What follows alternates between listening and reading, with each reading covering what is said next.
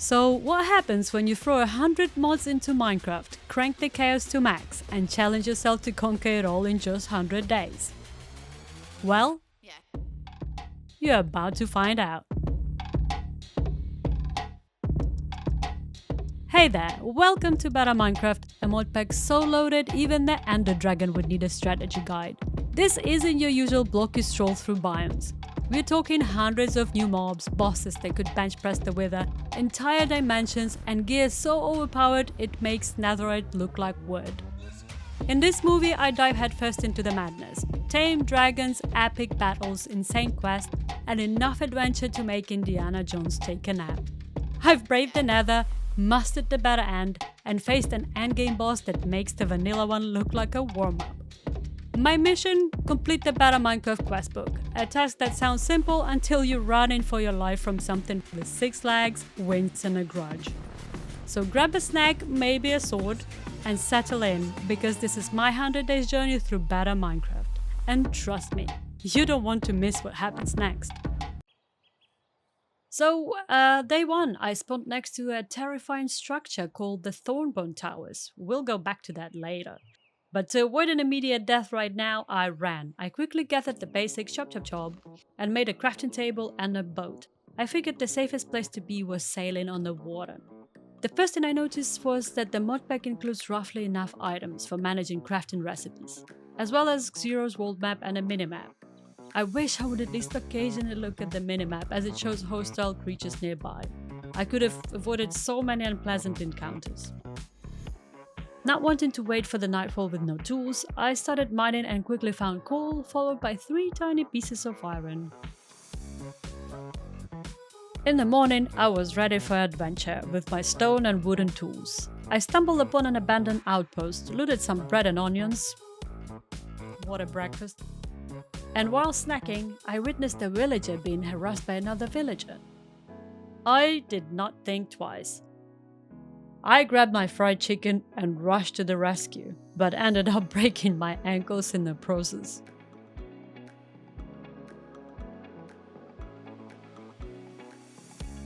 If only I checked the minimap, I would have realized I was not equipped to rescue anyone, myself included. But I was excited to have found a village, which meant I could finally sleep at night. I dashed into a house only to find it was a kitchen with no bed. Isn't that just my luck?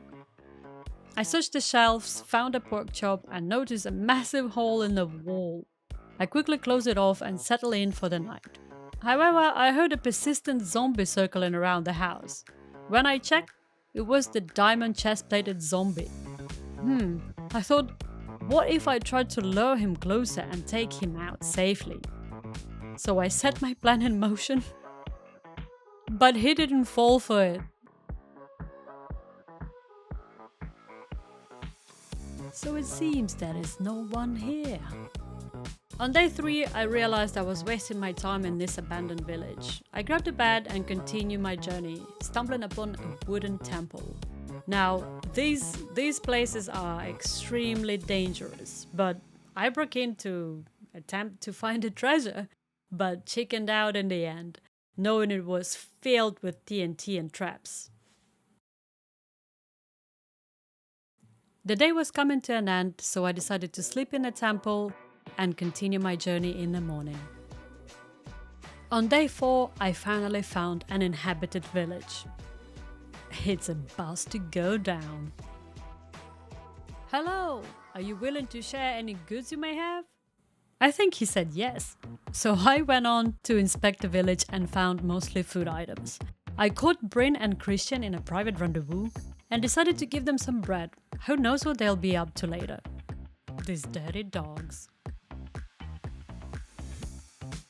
As I explored, I encountered my first horse. Just look at how magnificent he is. I fed him all my apples and we become best friends.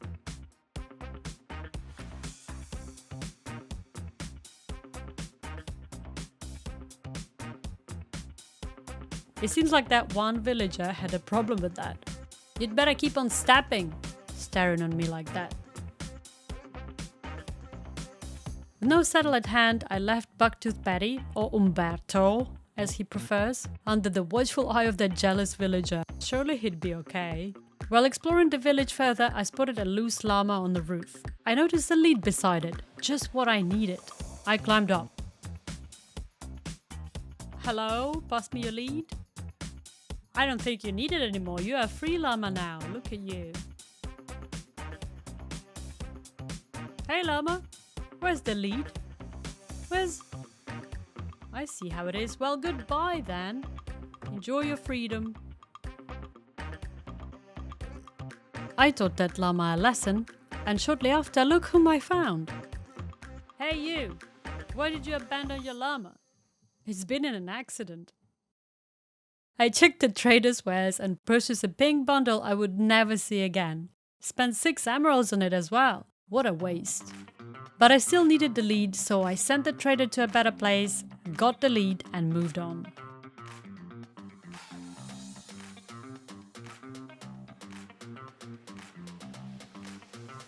However, the remaining llama took offense and sought revenge. Teaming up with the zombie, I dispatched the zombie, but let the llama live with this pain.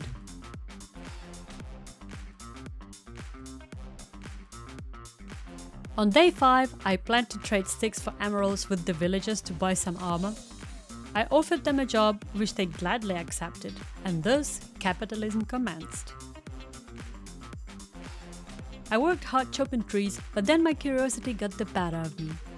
I wanted to see what was in the tower, sailing in the completely opposite direction from it. But I encountered Alice, who gifted me an enchanted leather tunic. I thanked her profusely. Thankins. Actually, it wasn't so bad to wear, of course, as night was approaching and it would be crazy to run around on land. I spotted a water tower and found a waystone, which allows teleportation between activated points. I spent the night there and it was a beautiful one.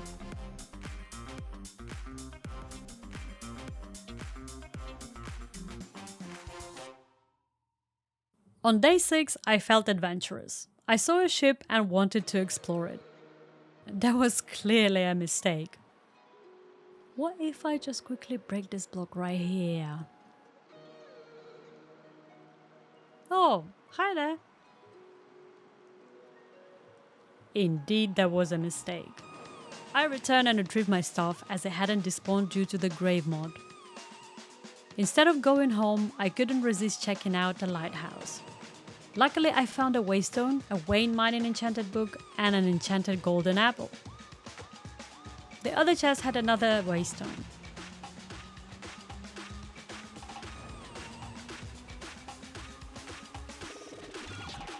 Time flew as I returned from the dead, and I spent another night outside my home.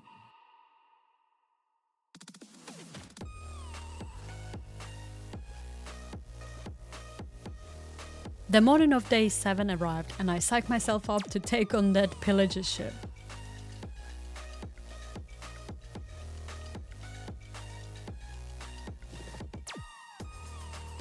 After shooting at them for a while, I realized there were too many of them as they kept spawning. I decided to save my arrows and head back home. The journey took ages. Umberto, they killed me, but I took some of the bastards with me. I proceeded to trade hard until I ran out of sticks and the villagers were broke, saying stop.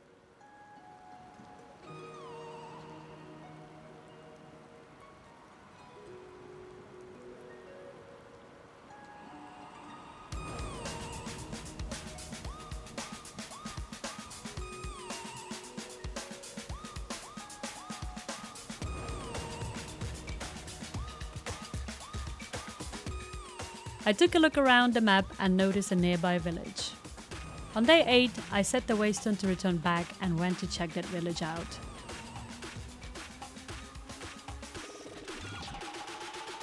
It didn't take long to get there, and here's some drone footage of the village. I liked the spot, so I quickly collected materials nearby and built my base. I'll admit I'm not a builder, but the house turned out okay, I guess. Nothing spectacular, but at least it's mine. I used oak and cherry wood, creating a 2-story house. The ground floor for storage and the first floor for my bedroom.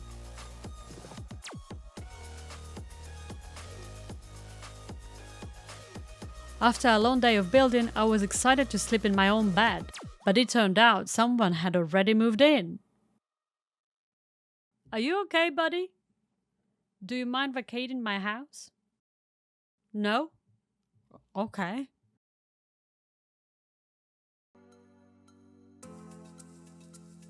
Having settled in, even though I got to elbow my way into my own bed, I had no time to waste, so I rushed to bring Umberto to the new place. Umberto, my man!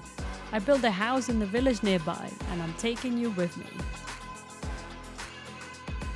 No, you won't live in the house, but I'll build you your own later, don't worry about it.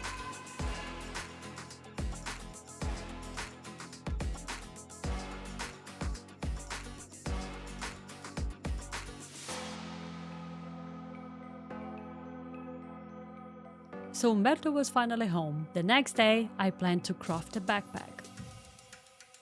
I planned it, yes, but the next morning, I decided to check what the villagers had to offer and got to know a couple of the good ones and a few naughty ones. Right, Jose? I met little baby Spencer. He's going to grow up to be a great man. You'll see it later. In the next house, I hit the jackpot. I found an iron chestplate, boots, and a pickaxe. But most importantly, not one, but 2 saddles. Happy days. I'm not stealing, Jose. But we both knew I was. I hope Jose won't go around flapping his mouth. I need a good reputation with these villagers. On the morning of day 11, I found myself in a burning house. My advice? Once you've built the house, set up a lightning rod. Otherwise you'll spend half your day dealing with damages like I did.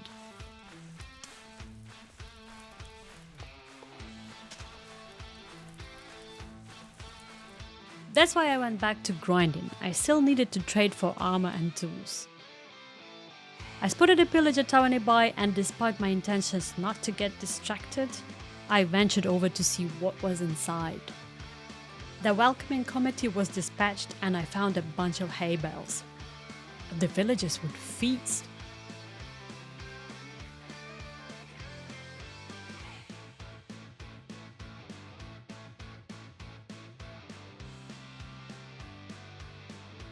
I also got some arrows and a protection 4 Unbreaking 3 iron helmet.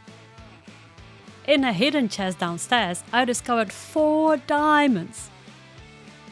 Well, I was ecstatic, but I had to spend the night out there with those monsters.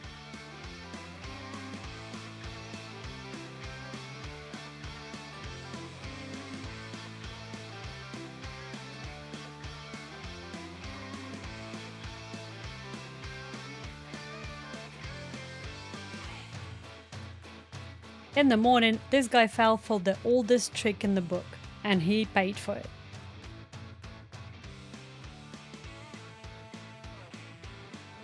I returned home and spoiled my villagers rotten. I needed them to multiply so I could upgrade them into good citizens and sell me diamond armor.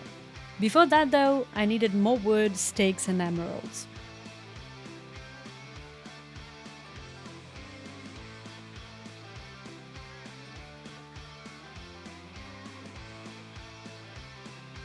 I worked hard that day, but my first diamond axe broke, and as darkness fell, I rushed home to make my last trades before the villagers went to bed.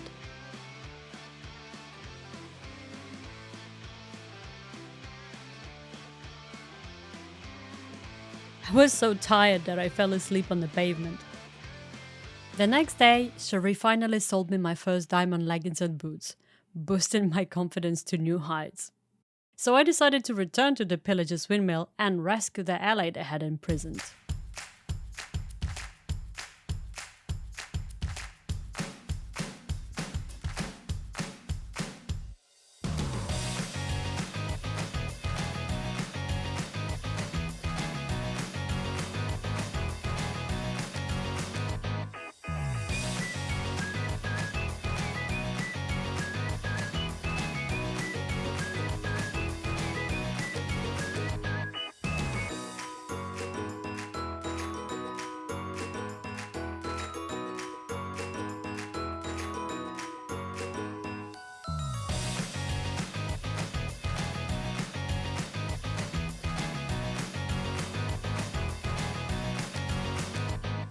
I returned and Cherie had restocked. I purchased the diamond chestplate and helmet.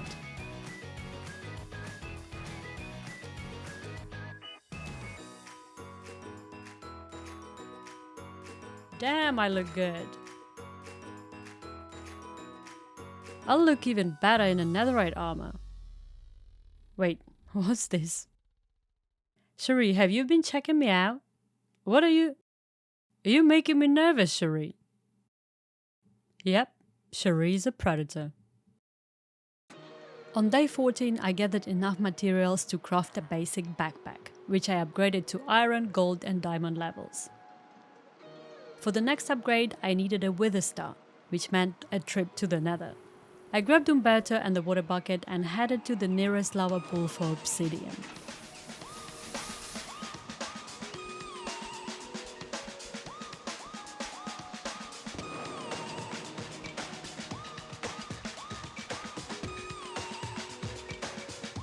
I couldn't resist jumping into one of the holes to see what was down there.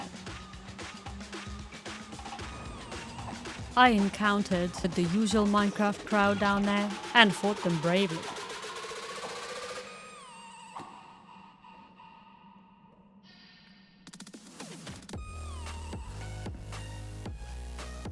I found a mineshaft with the jail cell holding 2 prisoners. I left them be and stumbled upon a deep hole. I hesitated to jump in, but thought it could be a good spot to fight the wither.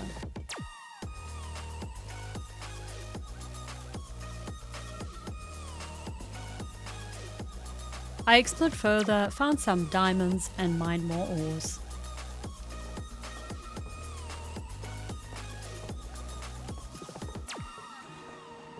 While underground, I checked the map and spotted a large structure, marking the coordinates thinking it might be the Stronghold. Having found nothing else, I returned home and that was day 15 already. I realized I needed mending ASAP.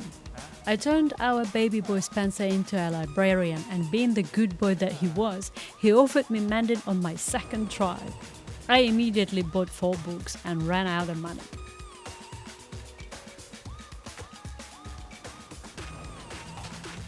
Back to chopping.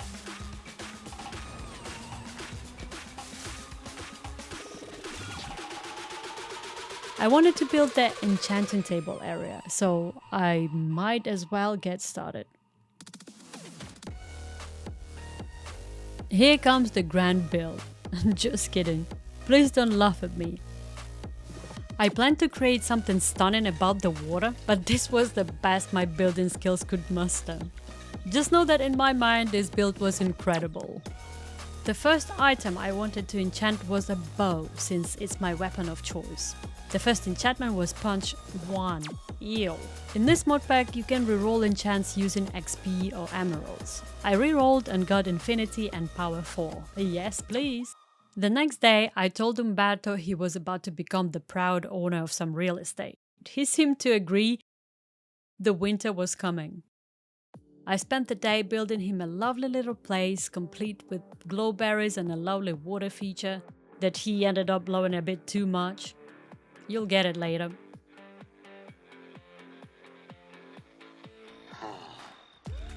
While finishing the stable, I heard some banging noises. I didn't know at the time, but my surveillance camera caught this intruder disturbing the peace. I went to check it out and I couldn't believe what happened to me on my own doorstep.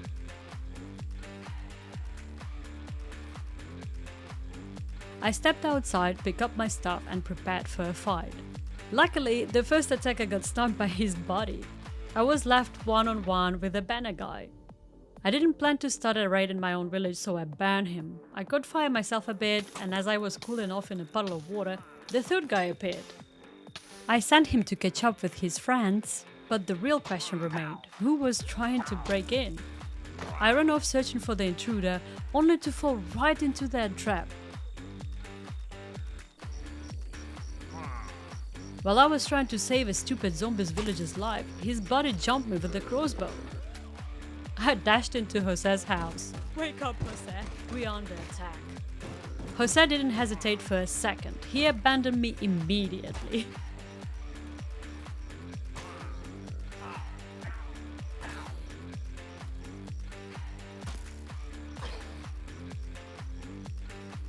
I handled the pillagers and tried to save the zombies librarian, but then this happened. Steven! No! God damn it! Bloody Steven. He overcompensated for not being around when the shit went down. Steven aside, the next day I thought about going to the Nether, but ended up on a little adventure. I found a jungle village that was overgrown and messy, and I met Bertha, who offered me rewards in exchange for cleaning up the village. I agreed, it seemed like a good use of my time. I got to work and found a parrot whom I called Chloe. I promised him a good life in my village if he'd come with me, and he's agreed. Here's before and after my hard work. Now it's time to get my reward. And it's candy! How did they know? Bertha, you sexy son of a bitch. Unfortunately, I had to cut my trip short due to Bertha's sneaky betrayal. I climbed a hill and felt snacky, so I ate the candy Bertha has given me and got poisoned. My life wasn't in danger or anything, but what if I'd be in a fight and tried to heal myself by eating those? I'd be dead. I thought to myself, you know what? Evil cannot go unpunished. Bertha is going to pay. I returned home, showing Chloe around, when two undead men attacked me out of nowhere, likely due to their stinking nature. I of course put them to rest, while wondering if Chloe was trying to help me or the zombies. After Bertha's betrayal, I trusted no one. The next morning it was time to collect the Wither Skeleton's heads, so I headed to the Nether. The map showed that I was close to the Nether fortress and I made my way there.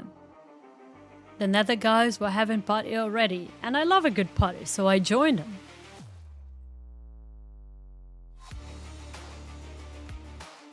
After that, the headhunt began.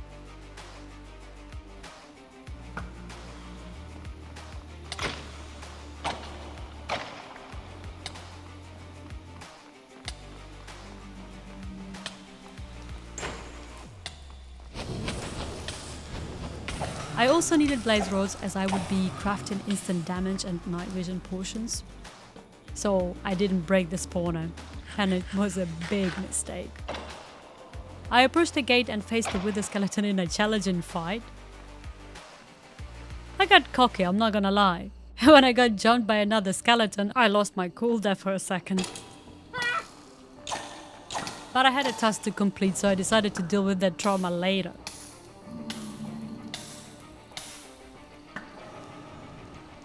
In a couple of chests I found nothing much, just some ghosties.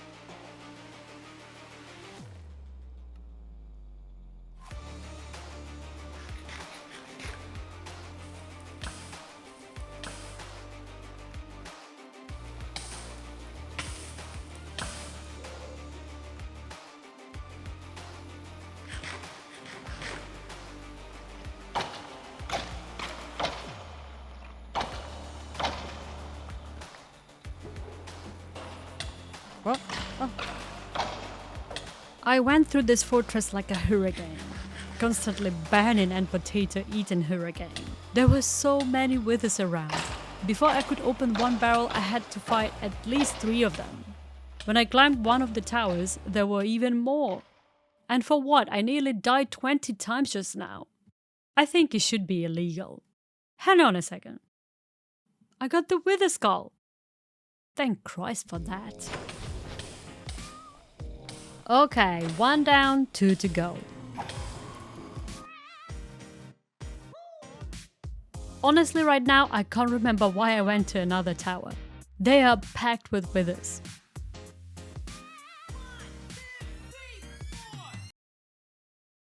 I dispatched them all, but sadly, the wither effect caught up with me. I came back to retrieve my stuff and accidentally pushed the blaze out of the way. Embarrassing.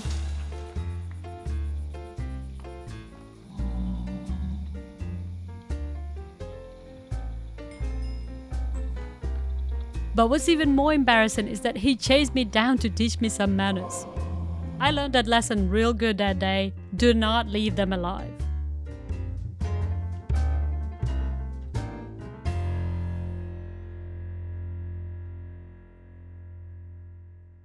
I came back again and went on a wipeout streak.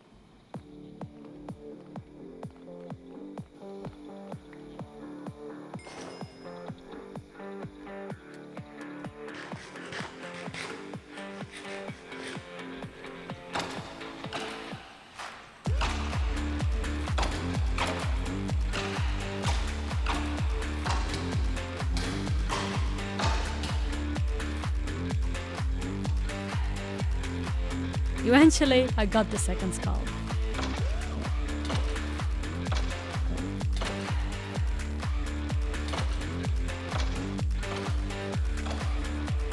Okay, one more and I'm out of here. But before I could leave, take a look at what happened. These guys had it all set up. The blaze was like, yoo-hoo! And suddenly a dozen withers appeared. Dead, I'm dead again. It killed me, but it didn't kill my determination. I came back once again, retrieved my possessions and went to get the third skull. I just knew this guy would have what I needed because he brought his bodyguard with him. He was like, what? What are you gonna do about it? Come on, hit me, I dare you. I was so close to taking him and his little stunt down, even though it would have alarmed all the zombie piglins in the area. Then Shed turned up and he was like, cool it bro, it's not worth it. Look here what I got. So Shed is a nether goblin trader who sells some cool stuff. Like for 4 ancient debris, I can get 5 netherite scraps. While shopping, we got rudely interrupted and had to take cover. But yeah, if you want some powerful tools and armor, this is your man. Would you leave us alone? How rude. Meanwhile, the zombie piglin had left his position by the wither skeleton and look what happened. The skeleton lost his head. I was ready to get out of the nether, but not without some netherite, so I went deep inside the fortress into the nether mineshaft. Honestly, I hadn't even been in a shaft long when I found my first ancient debris. And do you know what else I found? An infinite amount of blazes and fire. Deciding not to test my luck, I went for a chill mining session. I dug out a massive tunnel and set up the Waystone there, and me and Francesco went on a capitalistic journey where I sold him netherite for emeralds and traded in 4 ancient debris for 5 netherite scraps. I must mention that ancient debris is much easier to find in this mod pack for some reason. So shortly, with a good deal from Francesco's market, I acquired enough netherite scrap for a full set of armor.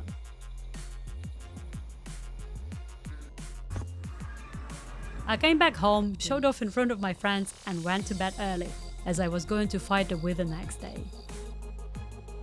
The next morning I sorted my netherite armor. I absolutely knew how to craft a netherite ingot. We all know it.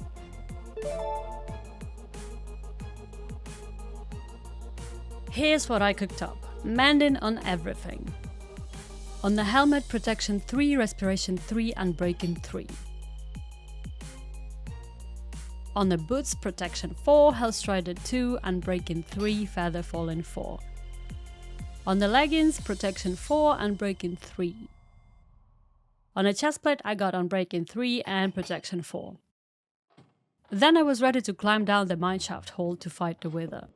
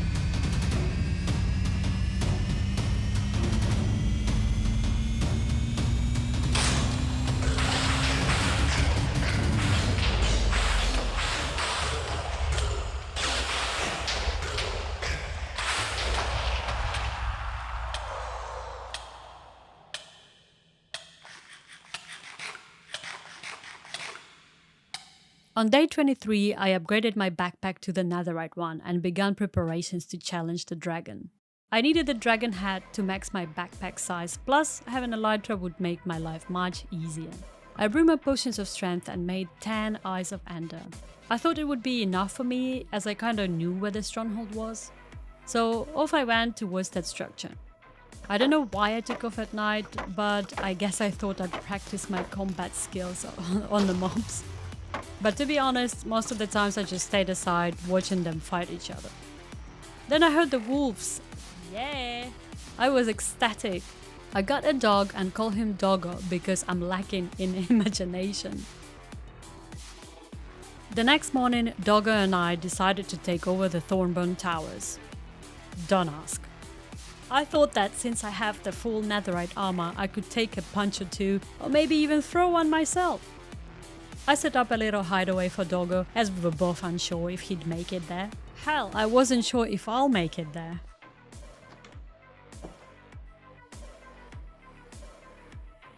First thing I did was evict a beefy zombie and set up the Waystone in case something bad happened to me, so I could return faster. And boy did it.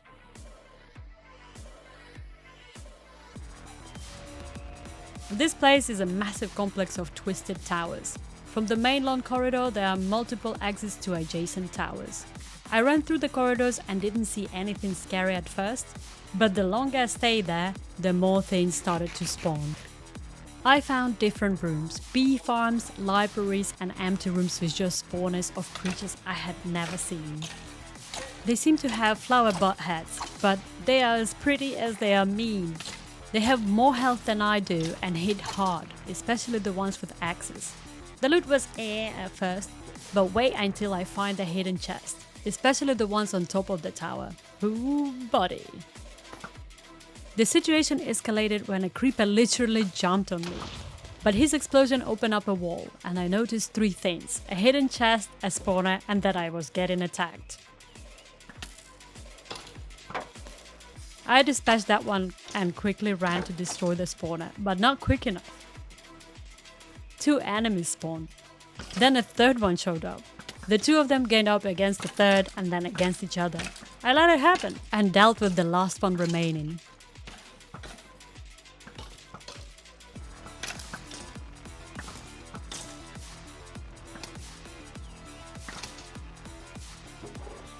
I then picked up the loot from the hidden barrels and went further into the towers.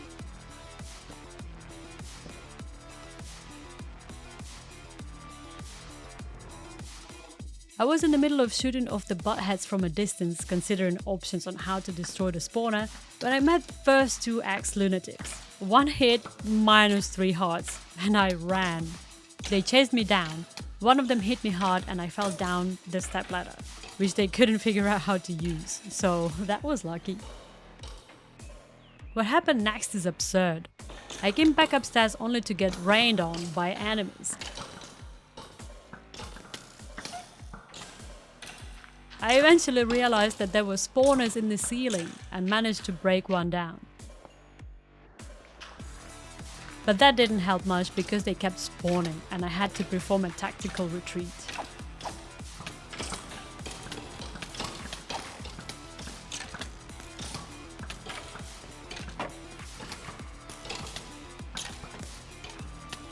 After a short while, I tried to break the next spawner, but the axe lunatics appeared out of thin air and knocked me down and chased me out of the building. I panicked, stuck in 1 block hole, and then a random zombie and the axes joined me in this hole to send me to my doom. I thought to myself, I'm going to get my stuff and be more careful this time.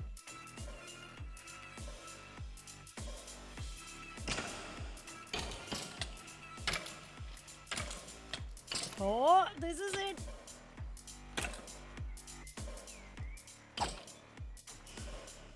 But luckily, it wasn't it. I came back upstairs to witness skeleton flying on the phantoms. Oh, great. Sure, why not? I waited until morning in hopes that the phantoms would burn under the sun, but sadly, they didn't burn fast enough.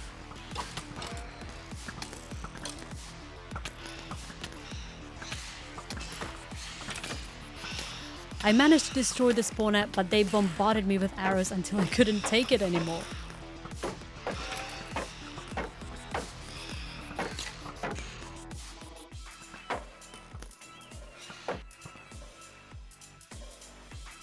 Yet again, I came back to retrieve my stuff, promising myself I'd be even more careful this time.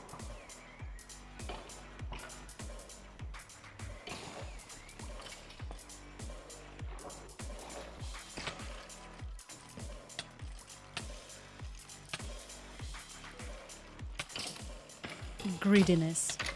That's what it was, and I paid for it fully. Once again, I returned to pick up my belongings, made my way to the top of the tower and looted the last chest, which to be honest could have been much better given the amount of struggle. And then I went home. Usually when I return from my adventures, I tell my friends all about it. This time wasn't any different, except that one of my friends got left behind. How could I let that happen? Well, at least the dog was safe all this time. He doesn't even know how many times I died there. And it's probably for the best. He's better off thinking I'm strong and smart enough to keep us all out of danger, right? After introducing Doggo to his new home and friends, I went to bed. The next day wasn't the best for ethically and morally sound decisions. Let me explain. In this mod pack, there's a guard villagers mod where each village has a few guards patrolling it. You can turn any villager into a guard by giving them a sword. You can also give them armor, but to do that you have to earn their respect and become the hero of the village. And I wanted to provide my village with the tankiest guards wearing diamond armor, so I decided to start a raid in my own village. I got home and the party started. I must say my iron golems did the most work, and where I could I rewarded them with some iron ingots. Sadly, some of them didn't survive, nor did any of the village guards. In fact, I think I saw one take off out of the village. So the whole thing was just pointless. Meanwhile, the raiders gained a few new Elytra fights. Among them were the assassins, who were fast and attacked even faster. They didn't target me specifically, they aimed for villagers and iron golems, trying to achieve victory before I even found where the raiders spawned. Before starting the raid, I made sure to secure all of the villagers in their houses. At night, when they were asleep, I barricaded the doors. Imagine my surprise when I saw Pearl panicking and running around. I tried to catch her or somehow protect her from the raiders, but she was way too quick for me. Hopefully, none of the assassins would be able to catch her either.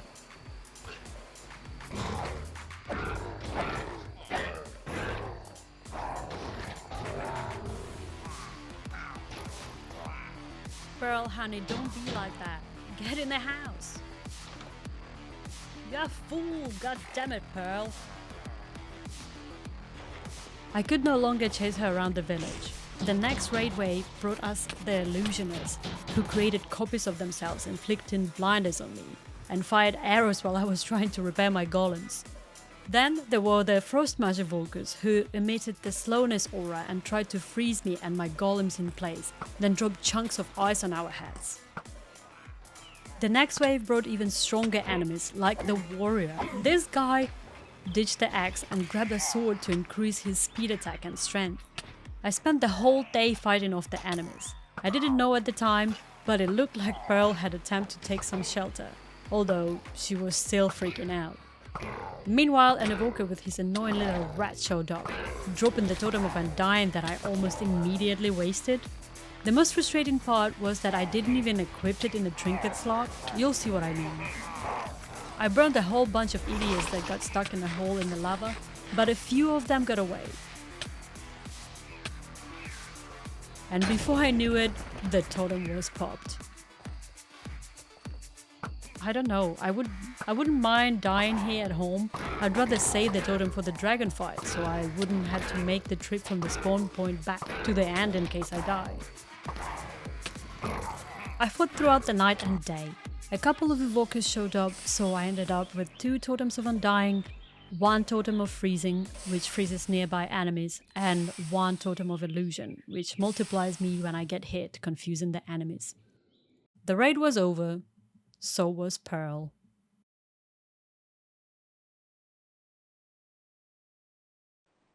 The next morning I took off to look for the Stronghold. Before throwing ender pearls, I went to check the underground structure I found earlier. I was like 90% sure it was the Stronghold. I followed the marked coordinates and started to dig. It didn't take long until I received the I Spy advancement, so I knew I was at the right spot. Inside, I found a massive library and borrowed some books. It was nice and quiet there, just like in real library. Then I encountered the first enemy. He didn't look like he wanted to fight me though. It seemed like he came to pick up a fresh read. And he had his family with him. His uncle even brought the book back.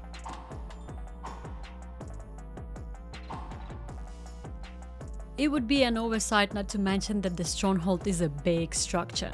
The first 2 floors are a library with a wide central opening. To each side there are labyrinth-like corridors with various rooms such as barracks, dining rooms, armories, storages and cells.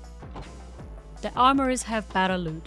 I found diamonds, diamond armor, swords, gold and golden apples. Then I stumbled upon what I thought was a blood on the iron gates and wished I'd just gotten to the destination point and been done with this place. Overall, it wasn't too bad. Mobs seemed visually uninterested in attacking me, except for the creepers. They are always eager. But because of how it's laid out, I couldn't relax. I was always expecting something to jump out at me around the corner. And what about the blood on the iron gates? Creepy. Ages passed and I finally reached the portal room. Having wasted 0 ISO ender, I had enough for the frame. Well, here we go!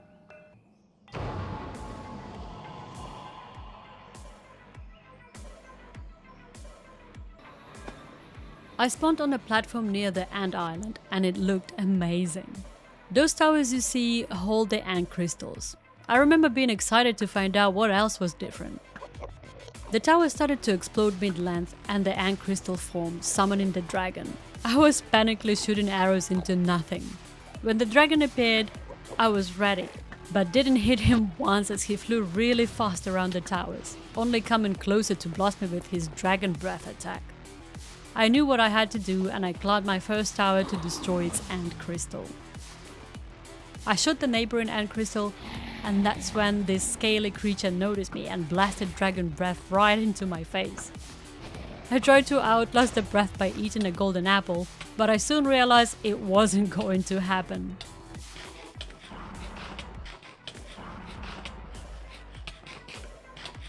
By the time I figured out how to break free, I was dead.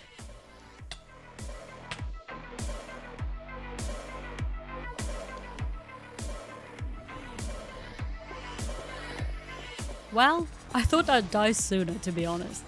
I came back to retrieve my netherite armor buried in the grave. Breaking the antstone stair with the axe for a solid minute made me realize I didn't need to be doing this while the dragon was after me. I could just place a couple of blocks to the side and reach my grave easily, but you know how it is sometimes.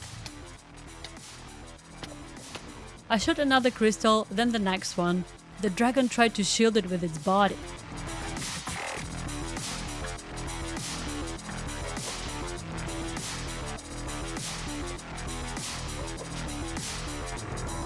I had to build up to reach the crystal on the higher towers, which made me an easy target for that crusty old lizard. He hit me a couple times, making my shield clatter to the ground, but I was highly motivated and took down the crystals one by one eventually.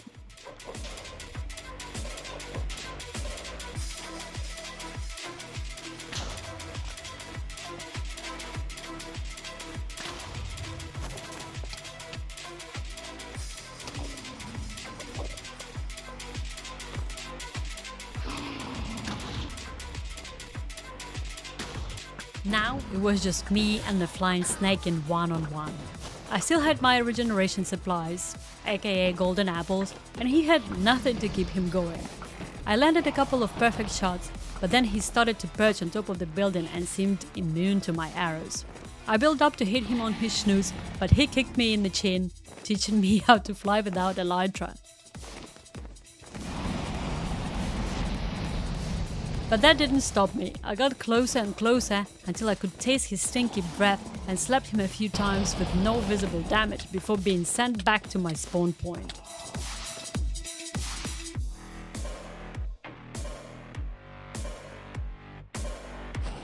I came back, retrieved my stuff, reassessed the situation, and found the way up to the top of the purge building from the inside. I hit him hard again and again, then took a flying lesson from him. Well, at least I made a fantastic landing.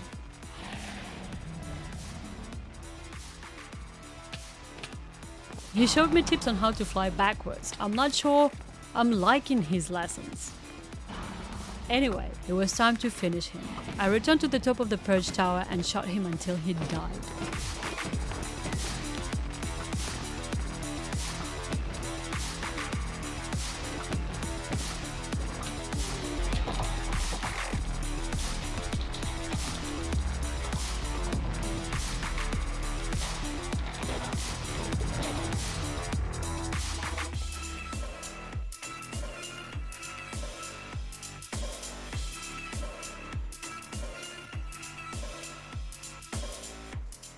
He dropped 5 dragon scales, 1 dragon egg, and a ton of XP. I collected it all and went home. The first thing I did upon return was upgrade my netherite armor to dragon armor. The helmet gained +4 armor toughness, the netherite chestplate got +2, the leggings went from 6 to 9, and the boots gained +4.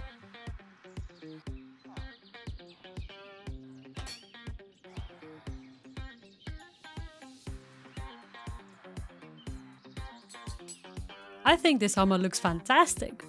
I look like a little dragon. Armored up, but still stuck with just a diamond sword. Oh, what an embarrassment. Having run out of netherite materials, I had to pop to the nether real quick, but that journey was only partially successful.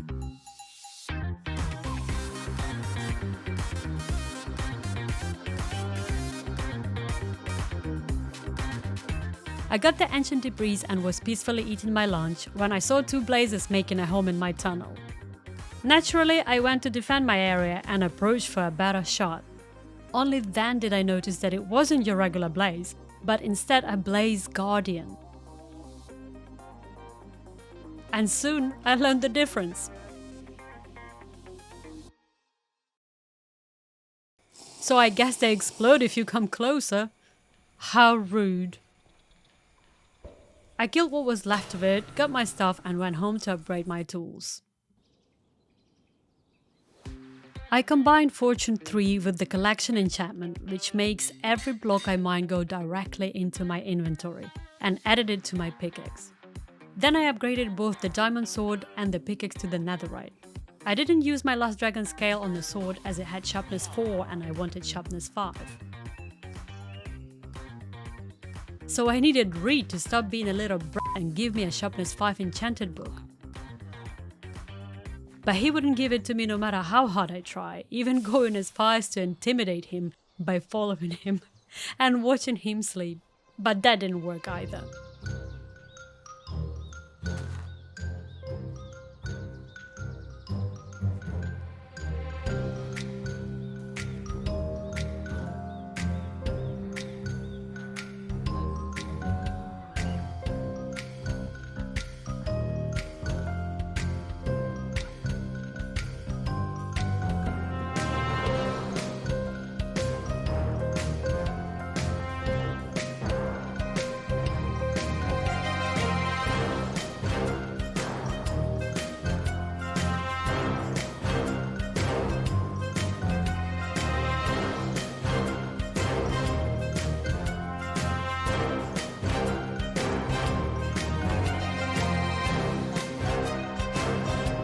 You're tough nut, Reed, I'll give you that.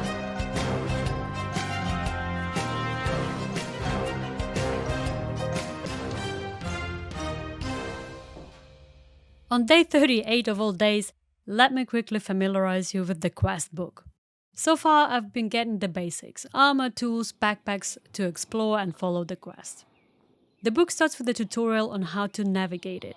It explains what REI is, roughly enough items mod, which lists all the items in the game.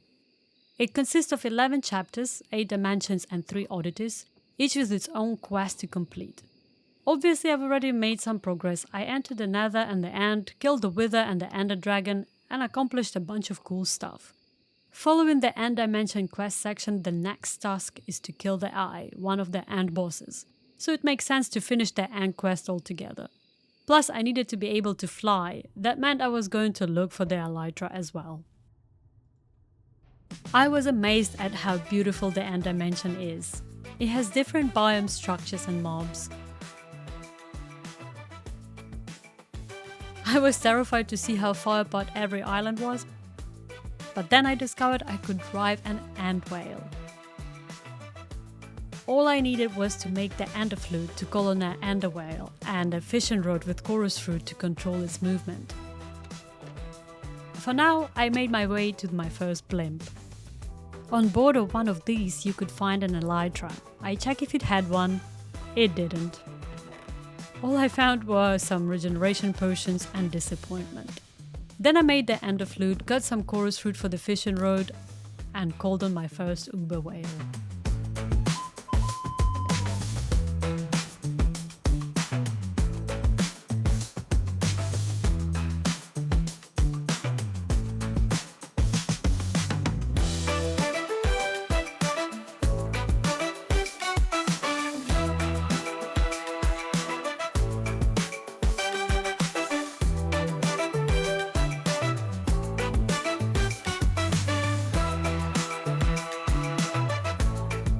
That was insane.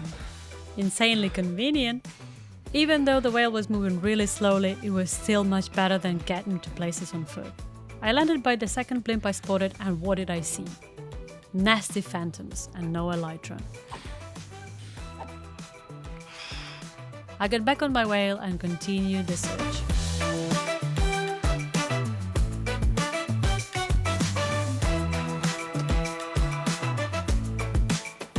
On the fourth blimp, I felt like the luckiest player ever.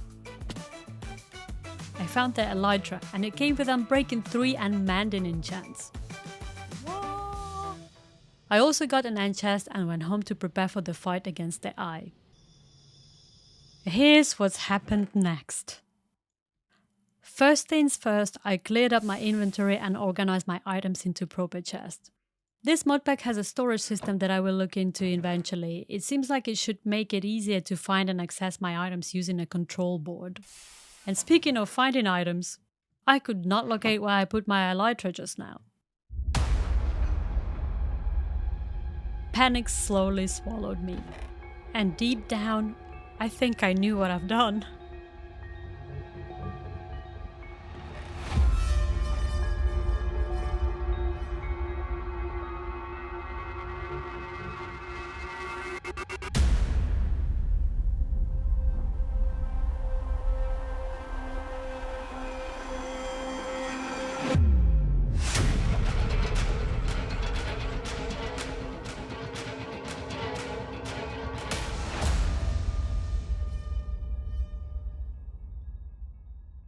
There I was, one really stupid idiot back in the end, starting all over again.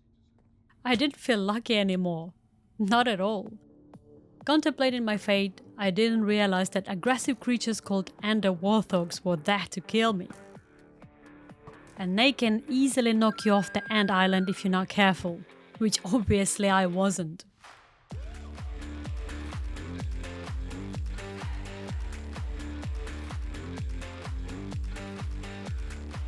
And now my whale have left me.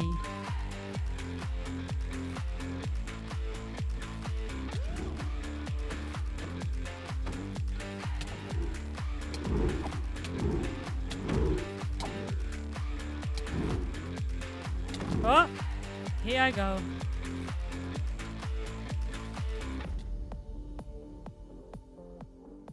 Now I needed to get my dragon armor from the grave that generated in the no-no area. I dropped water down and started to descend when one of my brain cells sent me warning impulses, making me realize I had to build down to safely pick up my stuff. I attempted to get back up, but that's when my brain cell decided they've done enough for me for today. And I don't know what happened. Did you see how water just disappeared? Died twice in a row. What a gameplay. Anyway, I got my dragon armor back from the ditch along with my spare diamond armor. It took ages, but eventually I got it all back. You know what else took ages? Getting a new Elytra.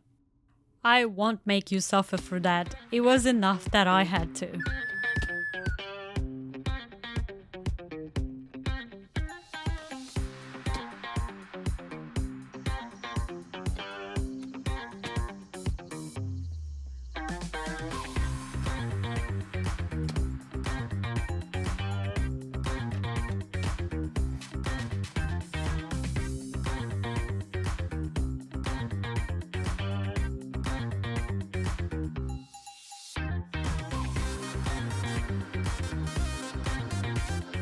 On my way to those final 2 blimps, I remember telling myself, I don't need the Elytra. I was done. But sometimes when you want to give up on something, life surprises you. I finally found the Elytra. When I got home, I was brutally attacked by a spider.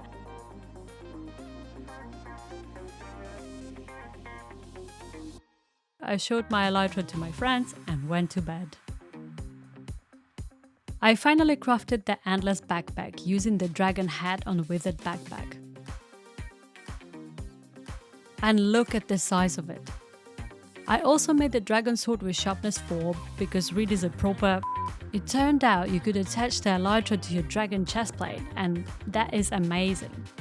I showed off my fresh new wins to Reed, proving that despite his attempts to make me unhappy, I was succeeding and now could fly.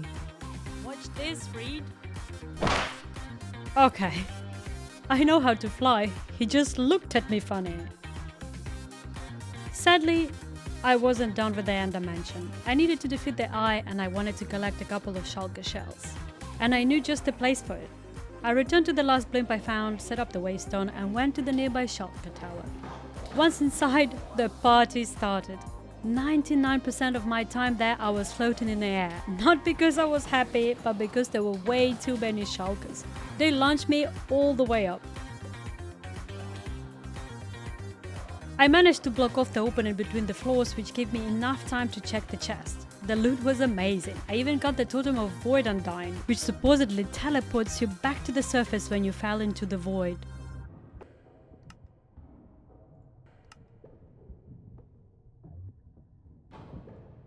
I grabbed all of it and found some free shulker boxes as well. Considering the job done, I got down and found an open space to build the platform to summon the Eye boss. To get the Eye to appear, I built a 5x5 obsidian platform and placed 3x3 crying obsidian on top of it, completing the build with the ant rods in each corner and that dragon neck in the center. It took a moment, but the Eye arrived. Big ass eyeball. It located me immediately and threw its green ray tentacle toward me. I felt like I was being pulled, so were the Endermen. They were freaking out and were getting in the way, so I had to deal with them first. While I was busy with the Endermen, the Eye called in its allies, and soon there were 3 of them out there. I didn't think it could get any more powerful, but it did. The allies were there one moment and gone the next. I took to the skies. I landed a couple of good hits and one bad one. I thought my bow shot would smash the Eye to pieces, but I was wrong. And now I was falling. I broke both of my ankles, but kept on going. At that point, I decided against fighting them in the air. Instead, I used some bombs that I had on me. I found them earlier in the Stronghold chest. And shortly the Eye burst out some little eyes, causing the Enderman to go nuts.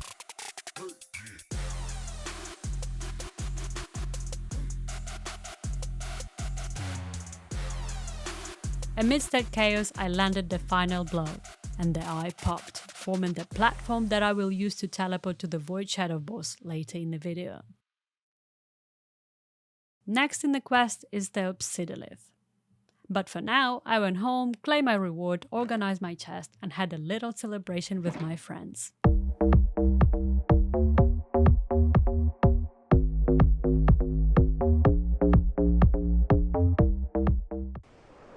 The next day I was a bit hangover from the party. Maybe that's why I got myself, let's call it, an adventure. Remembering my last encounter with the pirates, I was anxious to return the favor. For some weird reason, the skeletons on deck were bound to one spot, making it easy to take them out one by one. The fun began when I was checking the chest, and a disgusting creature infested with fleas emerged from the cargo hold. I dispatched it and its fleas and decided to check what was down there. Oh boy, sometimes I wish I made better decisions in my life.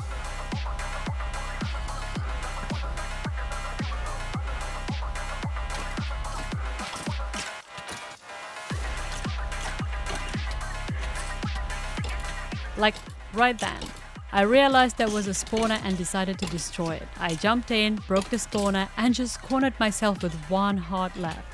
Somehow, I managed to squeeze past the enemies, but no one squeezes by this creeper. Isn't that right, Betty? Creepers are absolute wank. Let me get my stuff. I respawned at home, grabbed Betty and went to retrieve my things from the grave. Umberto couldn't swim, so I left him ashore and sailed to the ship. I found 3 TNT in a barrel and made good use of it to break it into the ship.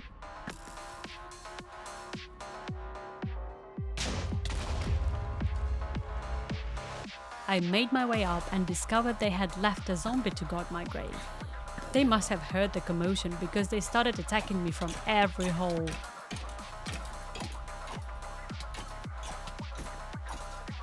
I had to retreat and barricade the door. From there, it was easy to dispatch the entire crew. I feel like I'm not doing any damage with this diamond sword.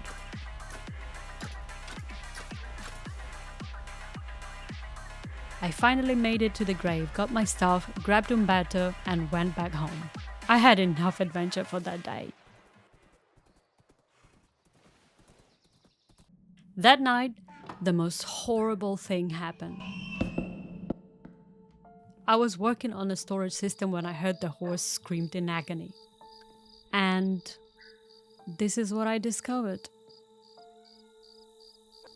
What was that? Eh? Where's Umberto? Where? I guess Umberto was trying to learn how to swim without supervision. I laid him to rest on top of the hill so he could watch over us, and then... Is that a horse?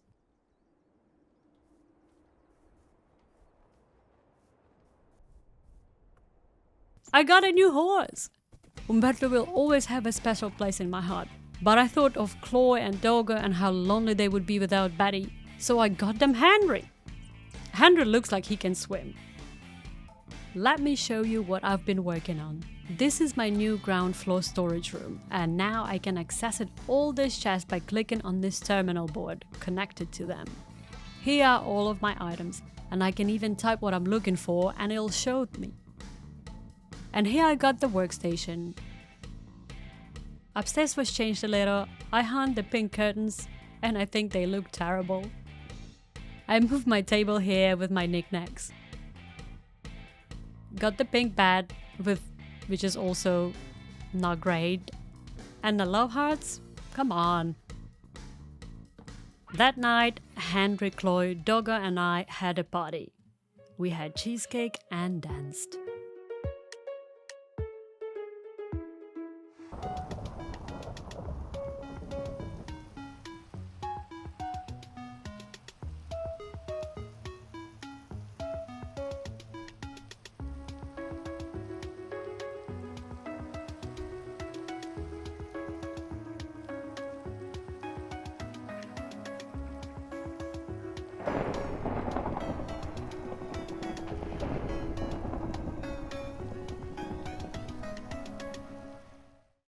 The next day I planned to kill the Obsidilith, but before that I wanted to take down another Ender Dragon to collect more dragon scales for my toolset. So I used the Ghastist I found in the Nether Fortress chest to craft 4 End Crystals and went through the portal to summon the second Ender Dragon.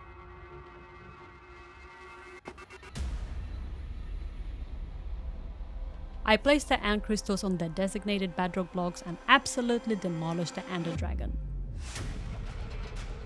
I'm going to make this quick. I fought the dragon in the air and mostly I was very good with my aim. Or at least I wished I was.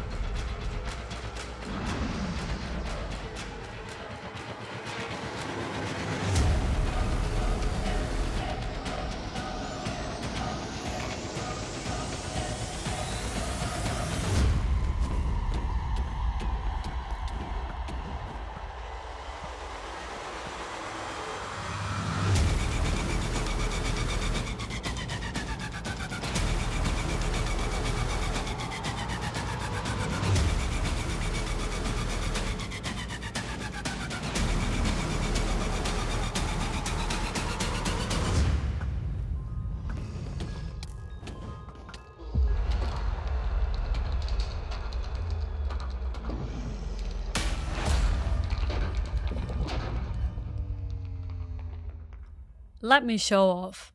I made everything dragon themed. I had the sword, but now the pickaxe, hoe, shovel, axe, and most importantly the bow are all dragon. With my newly acquired tools, I went on a little adventure. I found this upgraded jungle temple that I heard about, and it had a few traps here and there, but nothing I couldn't handle.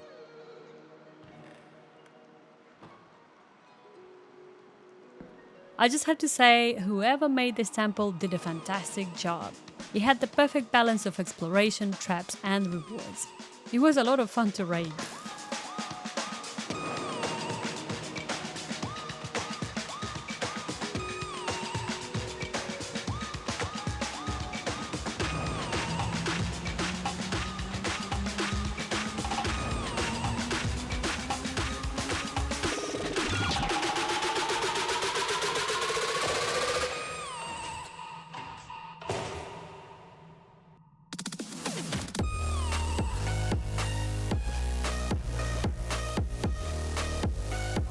I noticed a statue that looked like it wanted some emerald offerings, so I went searching for them.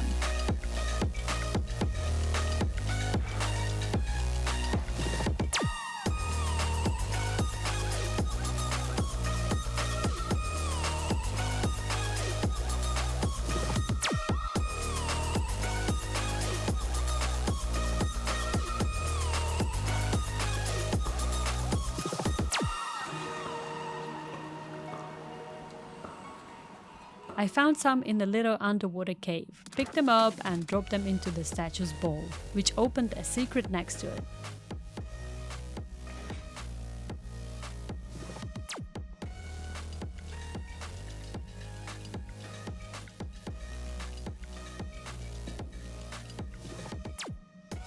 I went in and there was a spacious room with a single chest in it. I opened the chest up and learned a lesson to always watch out for trapped chest. The loot was good, so I filled up my pockets and went home. Come on, get him, Steven.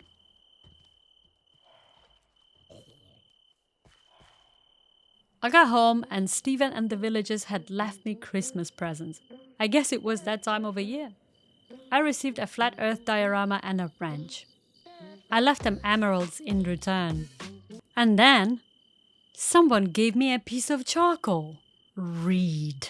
Don't ask me how I know it, I just know it. He's been a jealous little pony for a while now, and deliberately been trying to make me unhappy. This time, successfully. Anyway, it was time to kill the Obsidilith. On my way to its platform, I stopped by the crashed ant ship and checked out what I found. Classic. You search for the Elytra for hours and then find one randomly. Classic Minecraft. But let's get back to the Obsidilith. It appears on a special platform that can be easily found in an ant and can be summoned by placing the Eye of Ender on the altar in the center. The Obsidilith has 300 health points. Although it looks like a stone pillar, don't be fooled. It attacks very effectively and spectacularly, with runic circles and powerful explosions. It hit real hard, inflicted slowness and set me on fire. My main problem was that it launched me into the air with ease and occasionally became immune to my attacks. It started spawning shield blocks that I needed to mine away before I could deal any more damage. While I was busy mining, I discovered another of its attacks, teleporting on top of the player. I kept mining the rune blocks and it kept jumping on top of me. Finally, I managed to get close and land a few powerful hits before it became invincible. I turned my back for just a few seconds to mine a rune block and it teleported on top of me, setting me on fire immediately after. I had no chance of surviving that combo. I hadn't set up the Waystone, and both of my Elytras were on me at that time, so I had to build my way back like an idiot. When I returned, I put my armor on and mined one block before I was dead again. Luckily, the Obsidilith cannot regenerate, so when I came back, it was nearly over for it.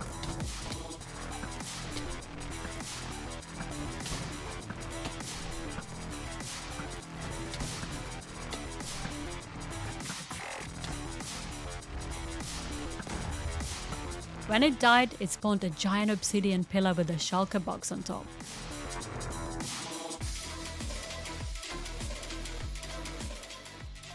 I got some diamonds and the obsidian heart.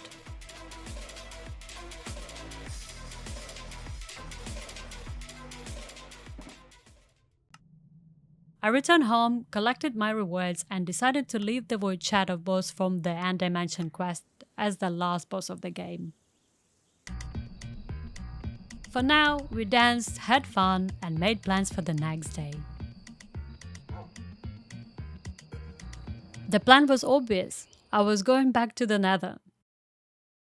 I defeated the Wither and the Blaze Guardian, which are part of the Nether quest. 2 down, 6 to go.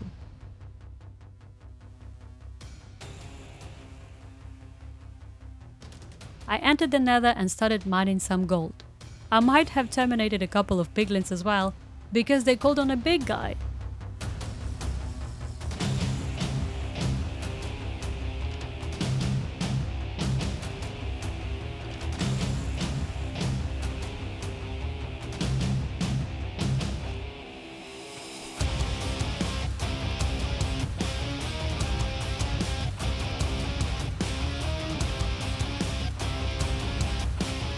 So now I had a Necromancer, a Soul Reaper, a Blackstone Golem, a Corpor, and another Gauntlet left on my assassination list. Without further procrastination, I returned to the Nether Fortress and searched through its basement for loot while hoping for the Necromancer to spawn. Apparently, the Dark Necromancer had made the Nether Fortress his home. He learned how to use dark magic and would summon wither puppets to protect himself from enemies. Then I heard something that sounded like a pile of bones moving rapidly toward me. I made my way toward the sound and saw little wither babies. That was when I knew the Necromancer was nearby.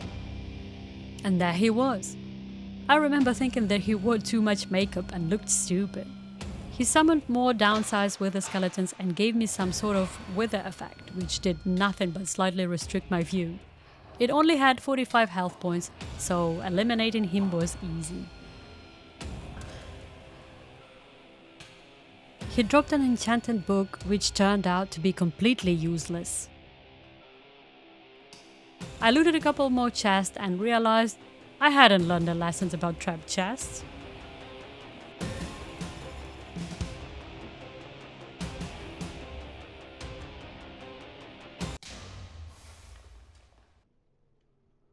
I had nothing else to do in a fortress because the Soul Reaper spawns in the Soul Sand Valley, and he was my next hit. I located the closest valley and hung around, waiting for the Reaper to show up.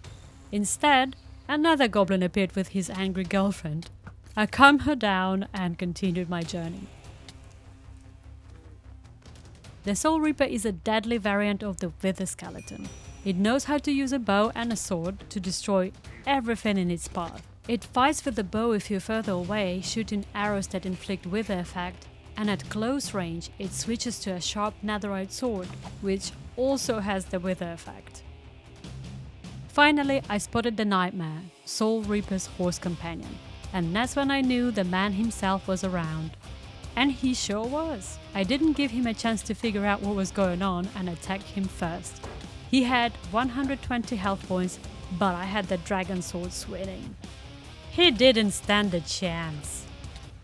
He dropped some junk that I didn't bother to pick up and moved on to my next location. The next target on the list was a Blackstone Golem, which could only be summoned with the Golem ritual while in the Nether.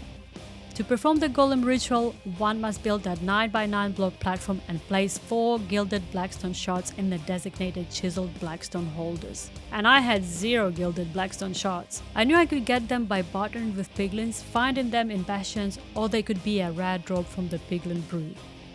I located a bastion and immediately found 1 shard, as well as lots of gold piled everywhere.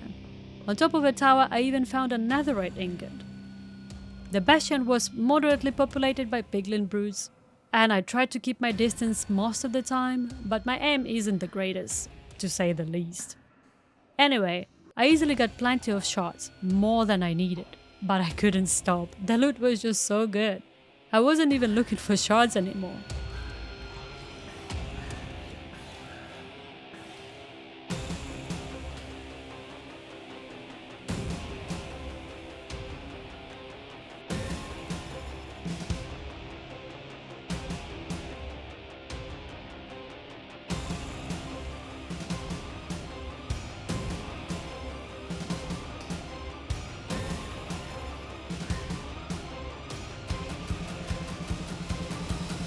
Sometimes the chests were hidden behind piles of random blocks, so I mined those, but instead of finding a chest, I got the axe to my face. Nevertheless, I dug deeper and fell right into the brute's arms, but I managed not to panic and kill them before they could kill me. I did panic a little bit though.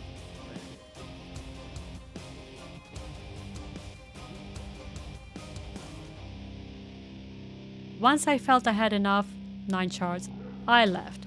Actually, I was forced to leave and made the sickest landing ever.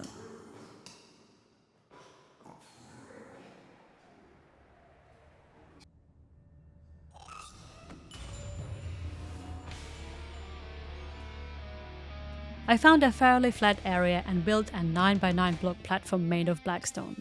Any type of Blackstone will work. On each side, I placed the chiseled polished Blackstone holders where the gilded Blackstone shards would go. Then the shards transformed into a black smoke and the big guy spawned in. He went straight for me and slapped me a couple of times. I didn't want to get too close because I didn't know his attack style and thought he might pour lava on me or something. So I stayed back and shot arrows at him. But this guy was weird. It looked like he was stuck on his platform and just spun around. He threw a couple of rocks at me that inflicted hunger and blindness effect, but nothing too serious. He turned blue and I thought it was about to go down. But he made a last-ditch effort and was gone. I'd hit him one more time for good measure and he popped out 2 smaller golems, but their attempt to avenge the golem's death was laughable.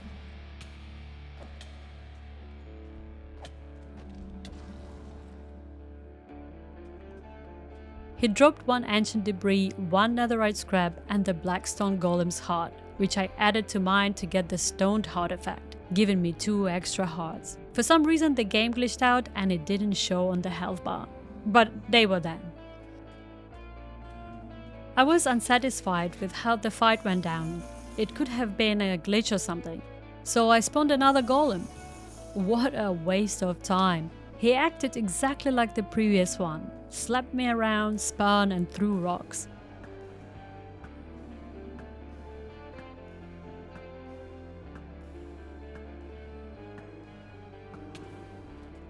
But this time around, he made a huge mistake.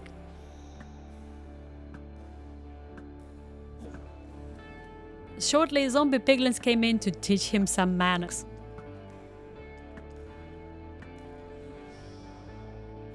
He panicked and popped the little golem prematurely. I just stayed behind and let it happen. This time he didn't even drop the golem's heart.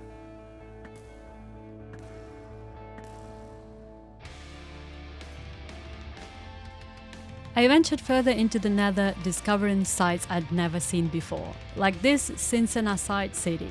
Let's just call it Sin City, as it is right next to a structure with 3 wither skulls that definitely house some ungodly creatures.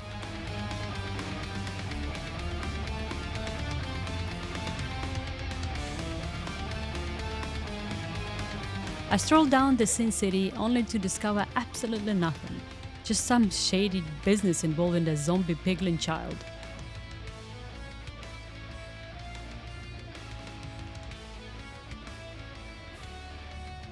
So I moved to the Wither Skull structure, making it the perfect landing as usual. I upset the Ghast with my sick archery skills, and it floated away in disappointment. These catacombs consisted of several floors with some lava jacuzzis and were filled to the brim with wither knights and corpors, which are basically taller wither skeletons wielding axes. I sniped a couple of them from the holes I made in the roof and jumped in. The corpor showed up immediately as I descended. Well, that was convenient. It had 60 health points, and even though its melee attacks were powerful, it was easy to defeat him. The remaining bunch was a piece of cake as well, but for some reason they had Vexes, and there's nothing I hate in Minecraft more than Vexes. The creature that can pass through blocks? No thank you.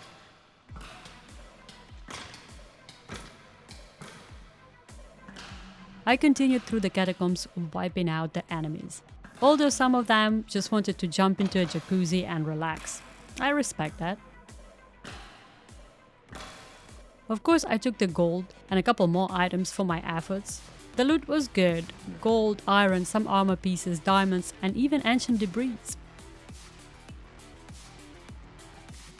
That day I was proud of myself for finding and rescuing a piglin prisoner. We were so happy we did a little dance.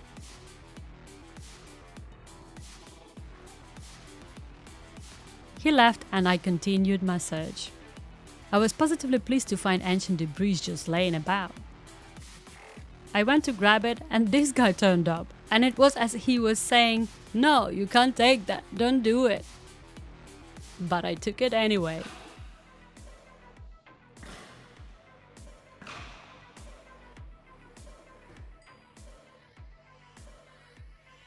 I also found some explosive supplies and moved on to the next location called the Citadel. At that point I thought this structure was the arena where the Nether Gauntlet could be summoned. I was wrong. I was poorly greeted by the mob called the Wildfire and his minions, Blazes, and got involved in an unnecessary fight. At some point Mr. Wildfire thought our encounter was over and threw me out of the door. But I came back to show him that I'm a worthy opponent, equipped with a variety of combat skills: long range, close range, middle range, you name it. He got intimidated, dropped his shields, and that was the end of him. I heard some rattling noise and decided to check if there was anything downstairs. And this is what happened next.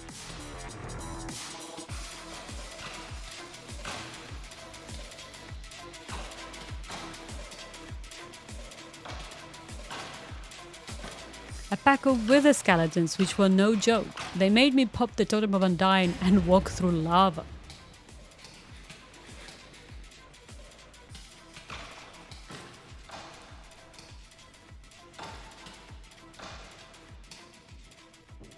And all of that for absolutely nothing. Just 2 petty diamonds. I need to value my time better.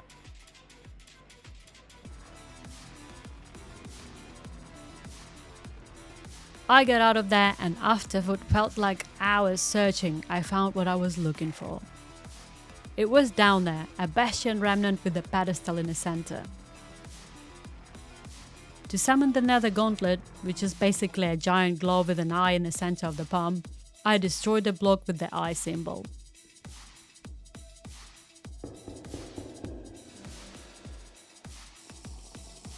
I started off strong with the decent amount of ammo I had collected around the Nether, and I was not afraid to use it.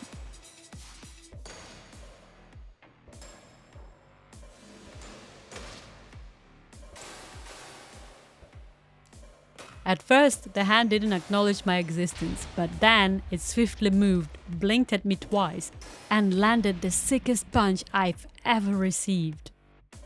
It sent me flying into the air, and as I soared, I swear I saw Jesus and shook his hand. When I returned to the living, another punch. This time, I went to say hello to Satan. And the fight continued in that succession.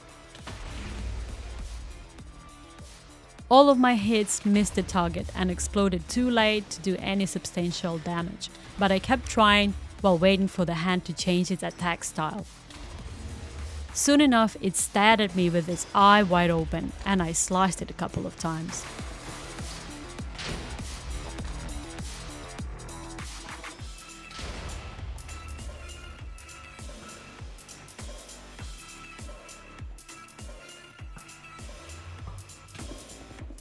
Then it unleashed a cool laser attack, and I was bobbing and weaving.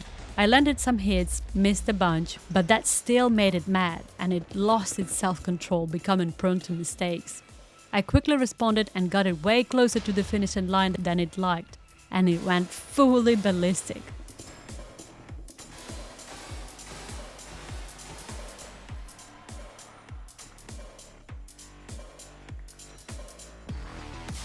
Look at this! This thing freaked me out, but only slightly. Then I finished the job.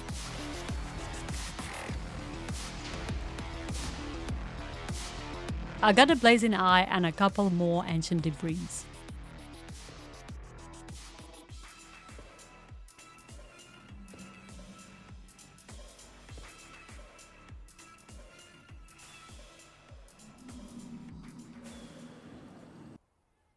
The Nether section of the quest was done.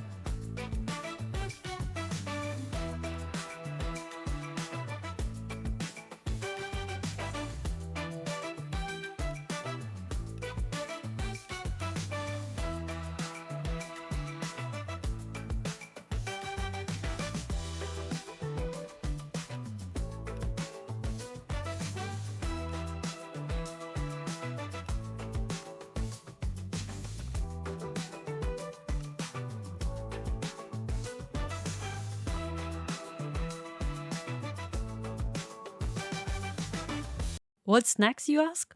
I'll show you, you impatient little monkey. That day, I got underground and opened up the map. Ooh, Diamante. Sir, put your weapon down. Thank you. Where was I? Yes, I went underground and opened up the map. There you have it. Not one, not two, but 3 ancient cities. And that's where I had it. It was time to cross the Warden off the list. I'd be lying if I said I had killed the Warden before, but I'd seen people do it and I thought, I'm not worse than them. I can do it too. And eventually I did. When rewatching the footage of my first encounter with the Warden, I wonder, what was I thinking back then? Or what was the plan? Did I know the keybind for sneaking? Because I see myself strolling around the ancient city like I own the place. Of course the Warden was like, I'm gonna kill her.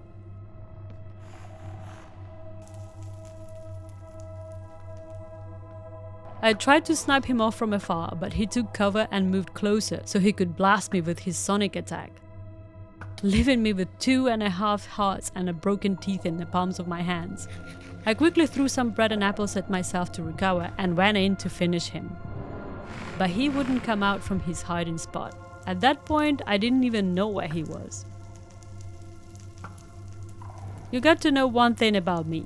I'm very impatient, which is mostly why I fail in situations like this. I crept closer to where I thought he was, and yes, that he was. I thought I had time to eat my apple, but I was wrong. And why are the rockets never in a hotbar when you need them? I landed gracefully without scraping my face against the cave walls, recovered, and thought I was safe. I was wrong. It took him less than a minute to find me. He charged at me, and I thought I could fight him face to face. I was wrong. And dead. I made my way back and realized I do know how to sneak.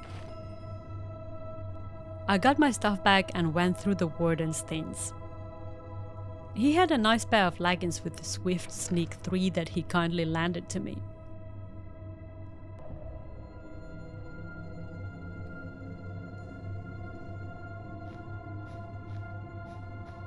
I don't know what happened there. I was careful and quiet, but the light started flickering, preparing me for a fight. I gathered some wool and made a little platform to shoot the Warden from a distance, but he climbed out onto the surface nearby, and I experienced some of the most intense moments of my life.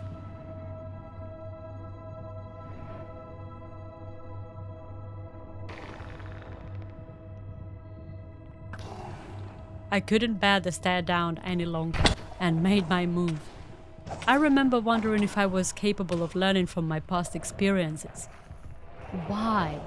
Why did I try to fight him face to face again? I was on my way to dig out my grave when I saw the title of one of their Overhauled bosses, the Void Blossom. That was extremely lucky. To find it, I'd had to defeat the Night Lich and get the Void Blossom Lily, the pollen of which would blow in the direction of the Void Blossom's location. But now I could skip all that. Well, not the Night Lich fight, but the search for the Void Blossom. Anyway, back to the Warden. I came to my senses, sneaked around and destroyed the nearby Skulk Sensors and Shriekers, leaving just one out. I assembled a safe position and spawned the Warden by shooting arrows at the Shrieker. He showed up and began searching for me, moving quickly toward my location. Luckily, I was either too high up for his sonic blast or he lost my track. I don't know. All I know is he just stood there and took it like a big boy.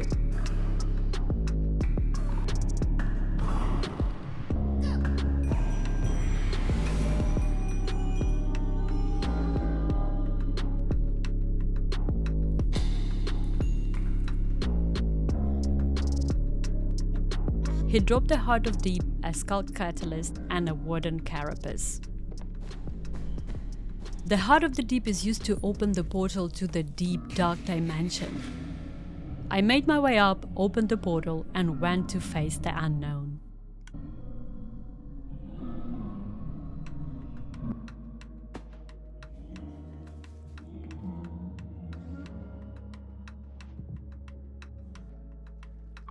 Suddenly, some mini wardens attacked me, but I managed to kill them without much hassle.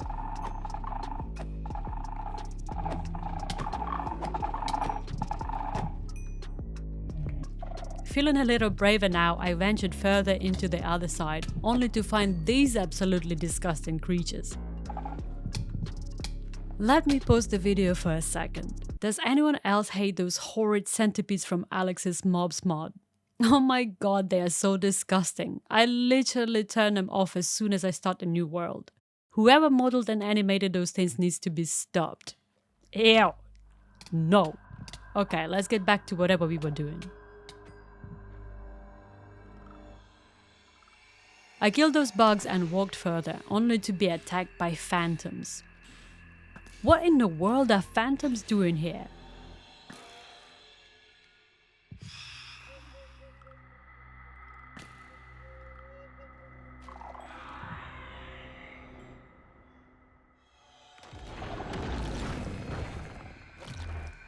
But I didn't have time to search for the answer to that question as the Warden climbed up, and I had enough of the Wardens for the foreseeable future. I ran as fast as my little legs could take me to the portal and back to the good old ancient city.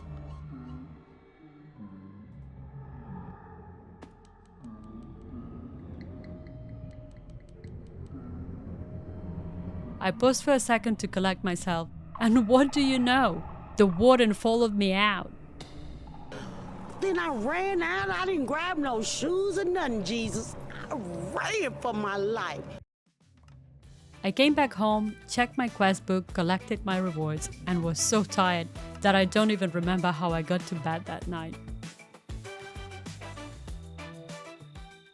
The next day, I was ready to get back to the other side dimension and fight all of its demons. But on the way there, my curiosity got the best of me, and I went back to check what the Void Blossom looked like. For some reason, it looked terrifying to me. There's something about the idea of sentient plants that feels uneasy. Do you know what I mean? Anyway, it spotted me and attacked me from a distance. I had no choice but to fight it back. And that's where things got spicy. The Void Blossom was very annoying to fight. It tried to slice me with its petals and spit slimy boogers at me. That slowed me down, and then its roots poked me from the underground to damage me all over. It made an unnecessary amount of holes in my body. I tried hitting it with my sword, but that hurt me more than it hurt it. But I didn't give up and pursued the beast with all the precision and skills I could muster. Basically, I ran around occasionally shooting arrows that didn't necessarily reach the target. But that obviously yielded little to no result. Then I noticed the cages with flowers inside appearing from nowhere. I figured out, practically with no time wasted, that those flowers were regenerating the creature. Even though I thought it was fair that the Void Blossom had its health boost, like I had mine, the fight couldn't last forever. Unfortunately for the Blossom, it had to go down. I started to destroy those cages, but they were unbreakable. I used my brain power to reach the flowers and immediately saw the progress. The Blossom tried its best to get me, spawning the cage flowers a couple more times, but I knew, and most importantly, it knew, that this was the end.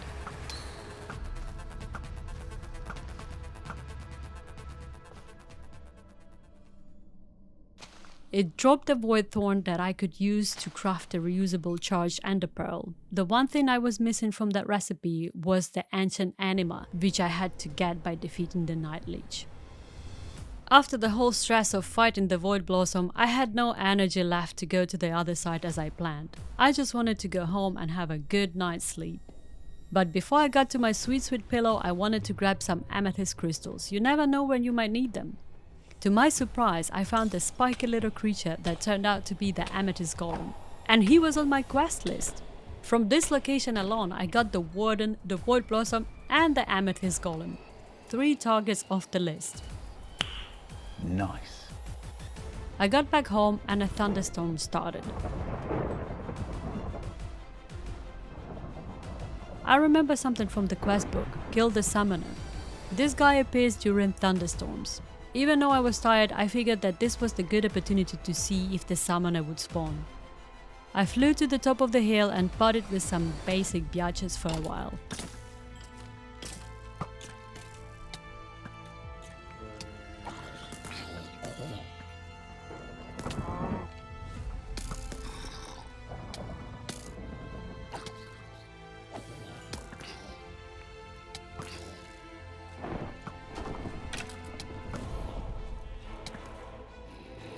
Shortly, I noticed the man himself. He tried to send more zombies and skeletons to help him out, but unfortunately for him, nobody could help him.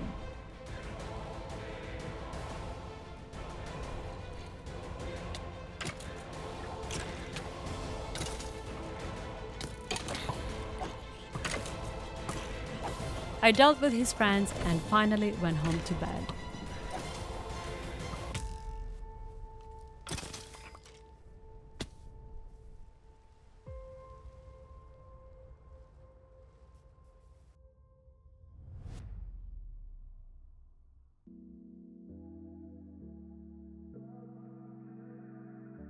The next day, I spontaneously decided to change how my house looked. Cherry and oak looked good, but what about ebony and redwood?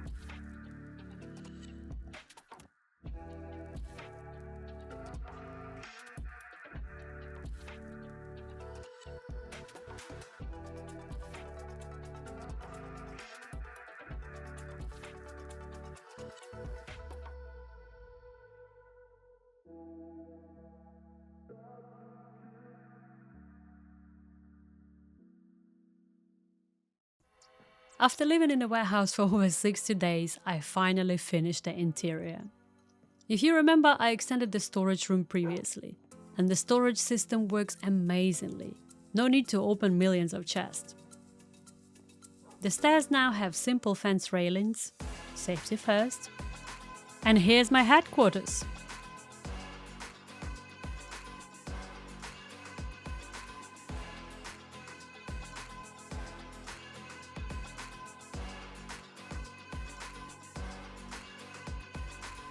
I have a fireplace with shelves. Got a little library here. Also replaced those pink curtains with the shutters. Looks good. That's my table with the snow globe that I got from the villagers. How cool is that? I got Lucy here. I was remodeling the house when she turned up and I decided that she can stay with us. Here's the chest of drawers. Paintings of some deer. A new bed. And some windows to let Lucy's farts out. And in the corner is our little gizmo, a dragon plushie. So cute. Here are some details with candles and flower pots. And of course, I have a balcony with a view. Now, check outside. I terraformed this hill to make it look like two waterfalls drop into one pond with some fancy trees around. I think this place has turned out into a magical home for me, Henry, Lucy, Chloe and Doggo. Lots of work has been done here, but there's still a lot to do in the quest book. Killing the Void Blossom, the Amethyst Golem and the Summoner had pushed me in the direction of the Overhauled quest line. To complete it, I had to kill the Mammoth, the Desert Rhino and the Night Lich.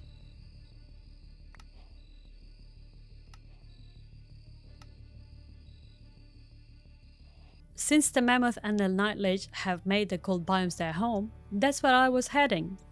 But you know how it is sometimes, you happen to find something that distracts your attention. For me, that distraction was the Woodland mansion. I thought to myself, why the hell not? And went in to get Totems of Undying since I had wasted 2 on the Warden and 1 on a Wither Trap. The difference between the beta Minecraft mansion and the vanilla Minecraft mansion is its size and a massive basement.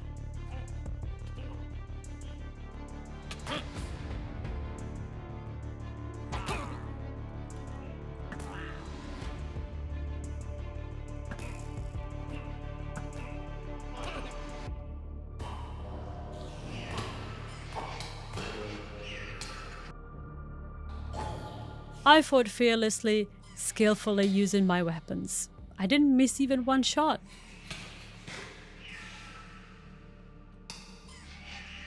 Didn't miss there or there. Please, let's pretend that's true. I killed them eventually and that's all that matters.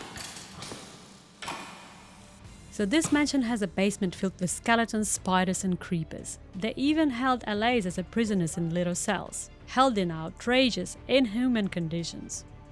One of them had TNT in their chest. If I were them, I'd blow this place up with their spider spawners and God knows what else. The loot by the spawners consisted of genuine trash, and the loot in the storage room was even worse. I circled around the basement and ran into this dude. Look at him. He has no care in the world. Before he finished his morning mantra, I struck. It became apparent that the fight would not be fair. This guy, called Adjudicator, has his boys do the dirty work for him. He used magic and teleported from one side of the room to another. I had very little patience for him. At some point I had one last blow to make and he teleported away, sending every single pillager in the mansion after me. It got spicy for a moment, but I managed to get them to funnel through the corridor, which made it easier to take them one by one.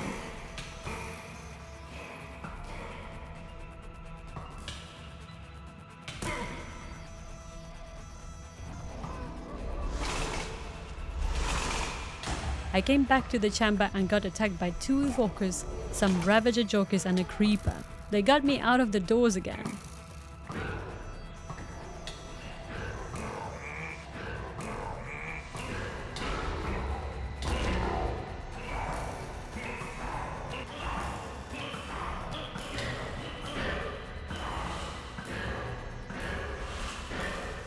I came back yet again, and now there were a bunch of archer illagers.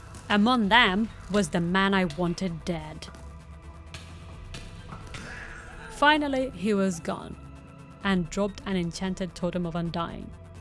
I don't know the difference between the enchanted and the regular one, but I'm telling you right now, I will find out soon. I also took this man's owl. I looked around and realized I'm not in a cold biome. Just look at him wobble. Where was I? Oh yeah, still not in a cold biome. I traveled far and finally found some furry elephants. I didn't risk a melee attack as the man had backup, so I shot an arrow at him. He charged at me, so I fired another arrow. His man didn't care at all about what just happened to their friend. That was bad.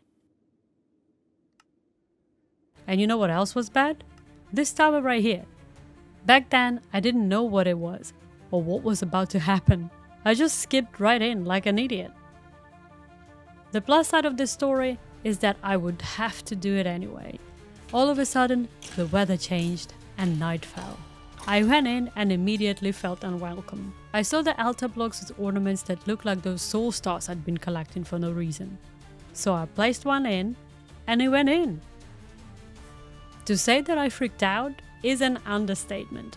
I flipped out. I had a lot of thoughts at that moment. The main one was, I'm not ready for this. But I knew I wouldn't run away from the fight, especially after it sneakily slapped me from around a corner. And this is what we were dealing with. A flying corpse with a book and a stick. Well, that changed everything. I thought it would be some despicable monster Lich, and it turned out to be an old man. The old man knew magic and had some explosives on him. He was geared up and angry. And how do you fight angry? Right, by being more angry, adding a chaotic attacks and pretending that you don't know what you're doing and a bad shot. He'll be astonished when he discovers he's dead. He started to suspect something, so he needed reinforcements. He summoned tons, and I mean tons of all sorts of bros. We're talking creepers, phantoms, skeletons, zombies, and Santa Claus. Yeah, you heard me right, Santa Claus, for crying out loud.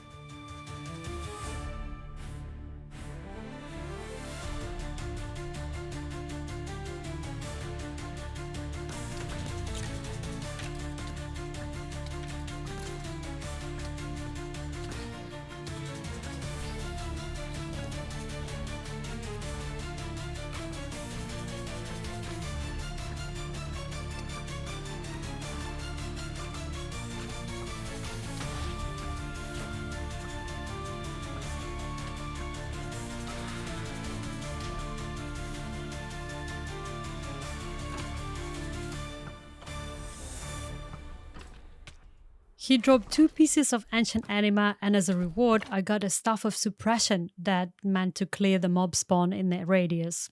And the void lily that I didn't need it anymore.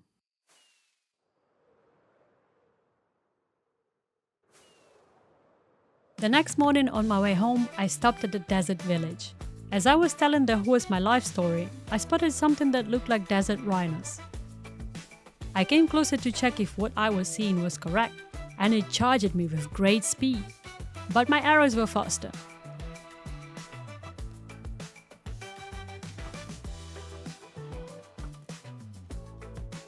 Four arrows it took. But it didn't matter because I completed the Overhauled questline. I crossed off the list: Mammoth, Amethyst Golem, Desert Rhino, Summoner, Night Lich, and Void Blossom. Now it's time to man up and get back to the other side dimension to kill a Stalker and a Shriekworm, and also find a Skulk Snapper, which I apparently can tame with enchanted netherite plates. A pretty expensive pet, I'd say. I got to work. I made 6 enchanted netherite plates. I didn't know how many this creature would take before it got tamed, but it might not be enough. To craft a Warden helmet, I used the Warden carapaces, phantom membranes and echo shards to make reinforced echo shard, which I added to netherite helmet on the smithing table. I look so silly in this helmet, and I didn't know if it was meant to scare away the Wardens or make them believe I was one of them, but it would surely make them laugh at me. Anyway, I crafted a Borderable Charge Ender Pearl by combining a Void Thorn, Ancient Anima and Ender Pearl, and it teleported me 10 to 15 blocks away from where I threw it. That would save my life shortly. After all the preparations were done, it was time to complete the other side. So I put on my silly Warden helmet and toddled off to the ancient city. I went through the portal and the first thing I saw was those disgusting centipedes. I was in the middle of extermination when this man came running. I was not ready for it. How was he still there? Was it the same one? I did not know. All I knew at the time was that I was out in the open with the Warden after me.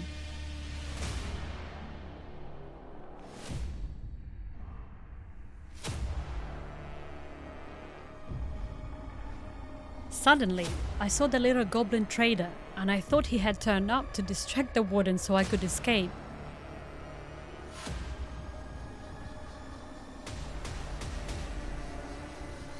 But the Warden didn't bite the bait, and I got blasted down to 2 hearts. I attempted to fly away, but for reasons unknown to me, I lost control of my body vehicle. And here I was somewhere, with the crab. I didn't want to come back, but considering I got the Warden out from the other side, I could just sneak back in. So I did. Shortly, I stepped onto the infested skulk, and this is how you spawn the Shriekworm. It was easy to deal with. At some point it went invisible, but that didn't help it. He was fried.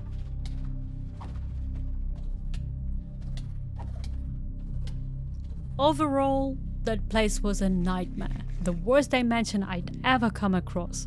Constantly sneaking in a pitch darkness, facing the Warden around any corner, dealing with millions of phantoms, infested skulks, shattered remnants, and don't forget those terrifying centipedes. I got to meet these little other side rats. No, don't tell me they're cute. You are cute. They're just little rats. I hated them. They took my netherite chestplate only to die instantly by killing each other. What a waste. I continued walking around looking for vases because there was a chance to spawn the stalker after breaking one.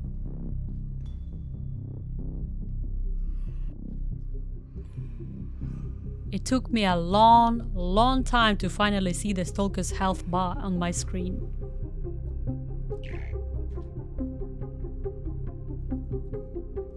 I was foolish to try fighting it in a close combat. The lanky man with only 2 claps almost slapped me out of the space.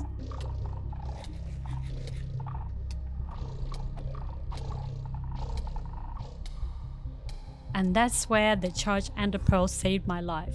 I stayed back and sniped it down. It wasn't even trying to fight back. Kind of pathetic.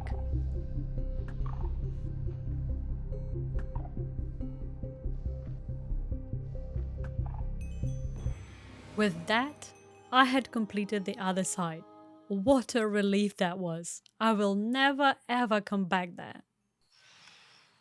I got home, collected my rewards, and put away the soul crystal that Stalker dropped. Later on, I will build a little area to show off all of the trophies and items I collected throughout the game. Should be cool. The next morning, I woke up early to build the portal to the Twilight Forest. Here's how you make one. Make a 2x2 hole in the ground, slap 2 water sources in opposite corners, and place any flowers around the hole. Although I'm not sure about double block flowers. But who cares about them anyway? After placing the flowers around, throw a single diamond in the water. And boom, you got yourself a portal. Without further ado, I spawned next to a structure that I thought was a skeleton druid's hut. And there was the man himself attacking me. I was pretty sure they had a spawner inside those huts. I placed the waystone next to the portal and went inside the hut. As I suspected, the party was there. I dealt with druids and checked their stuff. Not much at all. I found the charm of keeping. This trinket lets you keep some of your stuff if you happen to die. But having the grave mode installed makes it useless. But I loved having the firefly jar. I made my way downstairs and spotted a neat looking room with an obviously trapped chest. Or was it not? Obviously a trapped chest. Obviously trapped.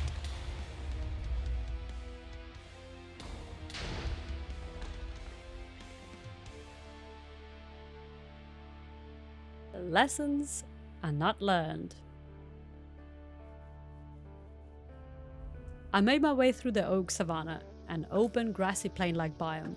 Apparently, I can find some special landmarks here, like hollow hills, naga courtyards, and hedge mazes.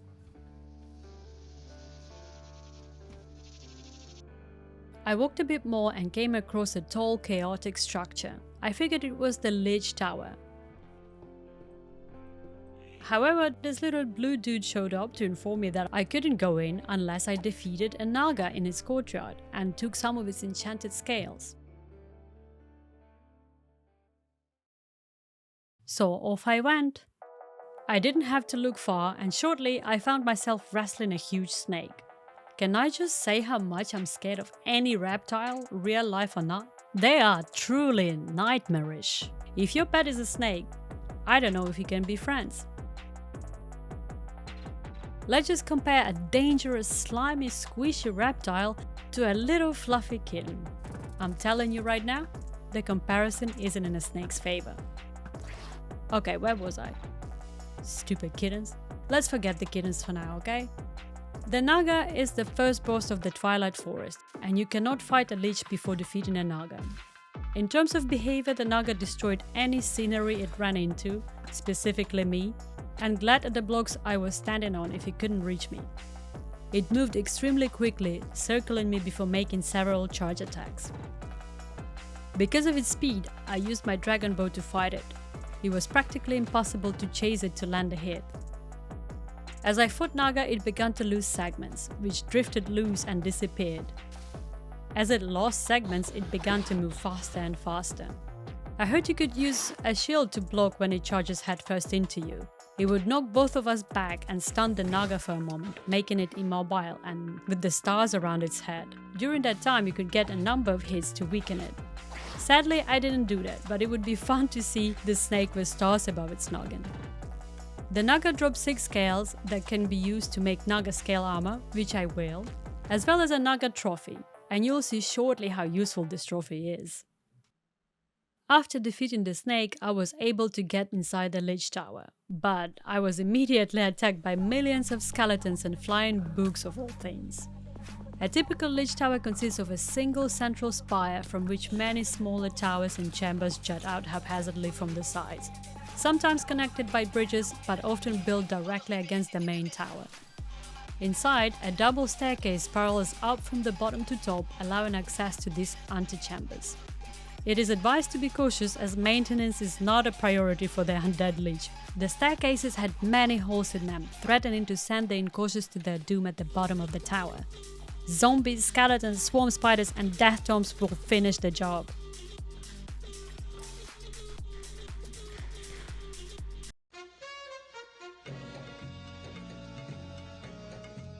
The Twilight Lich is a tall humanoid skeleton wearing a stupid purple cape and a large golden crown, surrounding itself with shields for protection against damage, and is going to need it.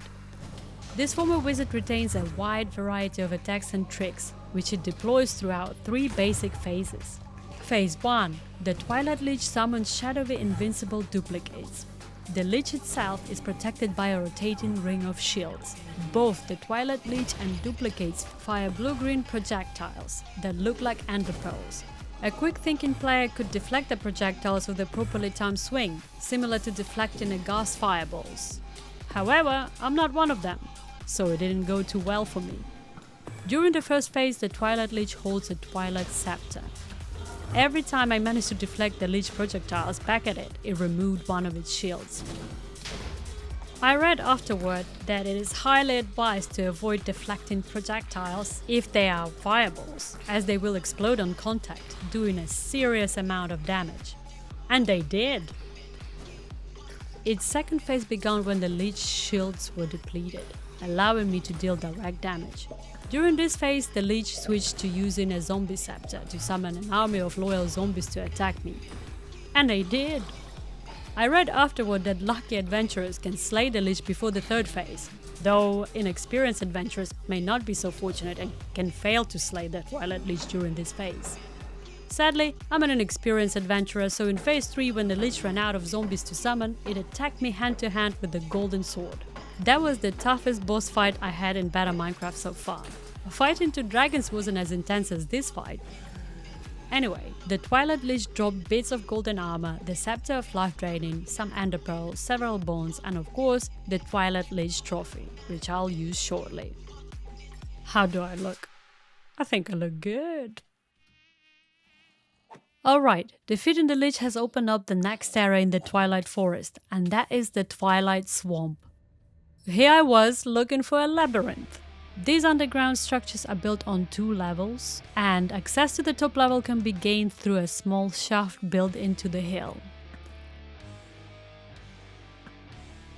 The entire complex is constructed of Waystone, an extremely hard material that makes breaking through the maze almost impossible.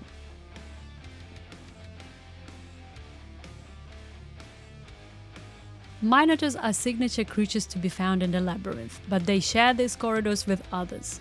Fire, slime and pinch beetles scuttle across the floor, with cave spiders also making their homes in the darkness. Then we have maze slimes, the swamp slime's cousins.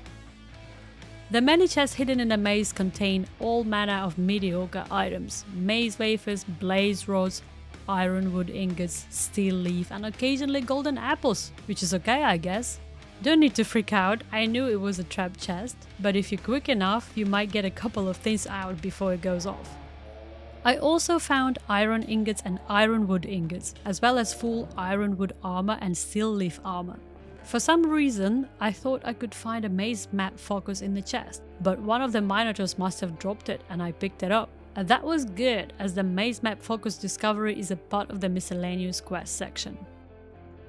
What I'm looking for here is a Minoshroom prison. This large mushroom infested chamber is a Minoshroom lair and can be found on the 2nd level. I can only wonder who they keep locked up. No need to wonder anymore. It was some centaur lunatic seeking to bury its axe in my face. I dealt with that and got the Diamond Minotaur axe. This axe does bonus damage when you're sprinting, but most importantly I got meat stroganoff. You'll see why I need it, as well as a Minoshroom trophy. I put this on and I can't believe that I left it on for the whole next bit. I look so stupid. I got out of the labyrinth and stumbled into the Fire Swamp, a strange and foreboding landscape where the grass and leaves are unnaturally rusty red. More worryingly, the air is also oppressively hot. I caught on fire and this little bastard showed up again. I took his little notebook and found out that I need to consume meat stroganoff to be able to pass through the swamp. The Hydra is a massive creature with 2 stumpy legs supporting a wide, scaly body with multiple heads that only multiply further. The Hydra has 3 main attacks. Fire Breath, the Hydra's signature attack. Fire Breath will inflict damage and light targets on fire. It checks out. Then we got Mortars. Heads about to attack with mortars will raise up and emit smoke from their mouth. The Hydra spits 3 mortars at a time, which on contact will detonate immediately or after a short time on the ground. The mortars are highly kinetic and will be redirected if attacked, similar to a Ur-Ghast fireball. Now reflecting mortars back at the Hydra is a good way to deal damage, especially if you hit them right in their open mouth. But this will deal little damage anywhere else due to Hydra's high defenses. Oh, how many times I wish to hit someone's open mouth. Countless times. But never did. What was I talking about? Oh, wait, yeah. 3rd attack. The 3rd attack is a bite attack. If you come too close, the Hydra will attack with its mighty jaws, indicated by a head curving inward towards its body, with water particles dripping from the mouth. This is a great opportunity to use sword or other close-range weapon to attack the Hydra's open mouth directly. Luckily for me, the Hydra never got to bite me, although I knew she wanted. The Hydra dropped 30 Hydra chops and fiery blood, which can be combined with iron ingots to make powerful weapons and armor. Finally, there's a Hydra trophy. I look so cute and terrifying, oh my god. Okay, let's put my terrifying looks aside. It's time to hit the Dark Tower. Ur-Ghast lives in his tower, and to get to him I needed to find a tower key that opens a special part of the tower. To enter the tower itself I first needed to defeat the Night Phantoms, otherwise the Dark Tower would be entirely locked out by a magical force field preventing entry, and surrounded by a blind spell. Putting the Phantoms to rest would lift both enchantments. I knew there were 4 Goblin Knight strongholds in the area and I had to go through all of them. The entrance to the stronghold is protected by a magical shield that is immune to all damage. Nearby, however, is a pedestal carved with images of the creatures that we defeated in the Twilight Forest. And that's where those trophies came in handy. I placed one on a pedestal and that deactivated the shield. Good times. Goblins have usurped the original inhabitants of these strongholds, as the name implies. Block and chain goblins pack a surprising punch despite of their diminutive stature, while others overcome these natural shortcomings by riding on the shoulders of their comrades, called Goblin Knights.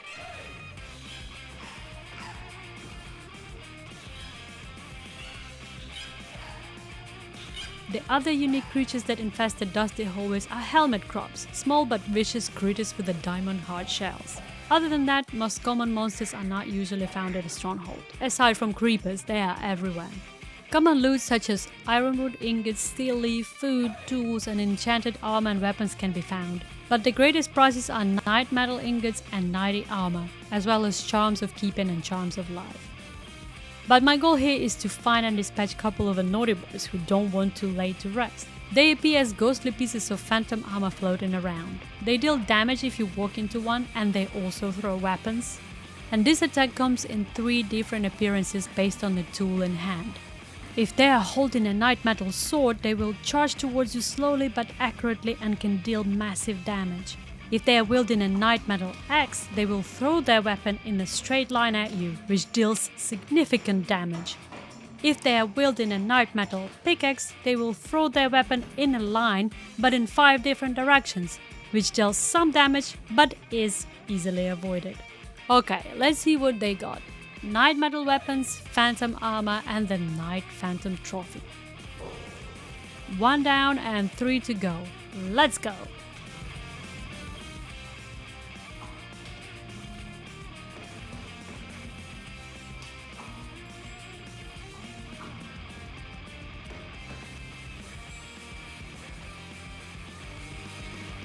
Finally, I made it to the Dark Tower.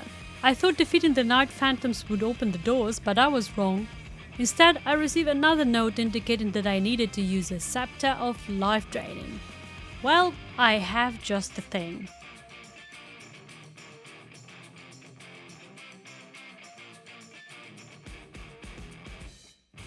Here I come. There it is. Here we go. What? Open up. Okay, I just have to click it. I just had to click it.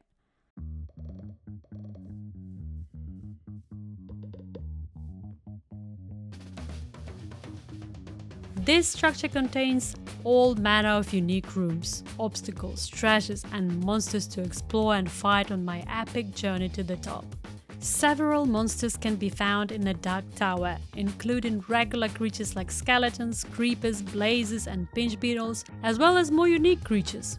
Carminite Ghast guards roam the exterior of the tower, attacking anyone foolish enough to be outside, while Carminite Ghastlings patrol the interior. They are smaller than the Ghast guards, but no less dangerous. Also found here are Carminite Golems, and they pack a fearsome punch. Last but no means least, the Ur-Ghast itself resides at the very top, amidst the barren ruins at the tower's peak. This area is called the Builder's Chamber. It is quite tall and mostly empty, making it seem impossible to climb, with no visible walkways, stairs or ladders up to the shadowed platforms above. Instead, I found floating masses of redstone lamps with small platforms and levers. Apparently I must use those levers to form temporary bridges and stairs from one platform to another to reach the top. I'm gonna admit, I cheesed it a little bit.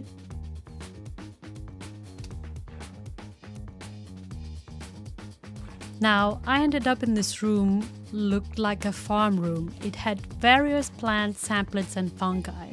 The loot here mainly consisted of food items. And here I found the locked tower door that leads to the upper floors, and I needed 4 tower keys to open it. So off I went looking for the keys around the tower.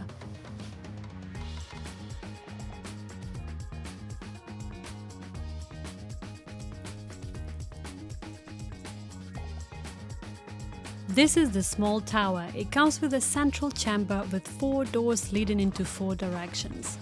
These in turn reach higher again with smaller rooms, which may contain odd redstone contraptions. Some doors do not lead into rooms but instead onto small balconies. And those rooms may contain a chest with loot, including the tower keys that I was after. Some other contain spawners that summon Carmenite broodings and golems. Oh yeah! To open most of the chests you gotta yank the lever a couple times and it will open up eventually.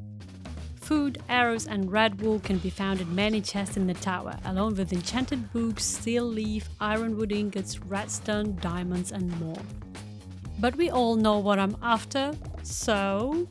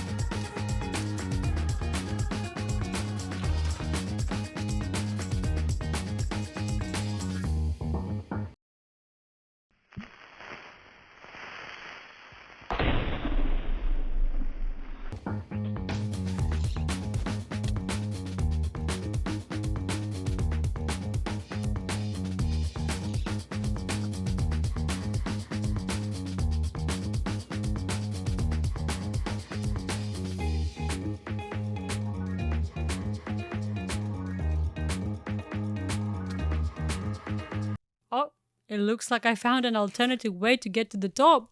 Let's see what's up. And this is what's up.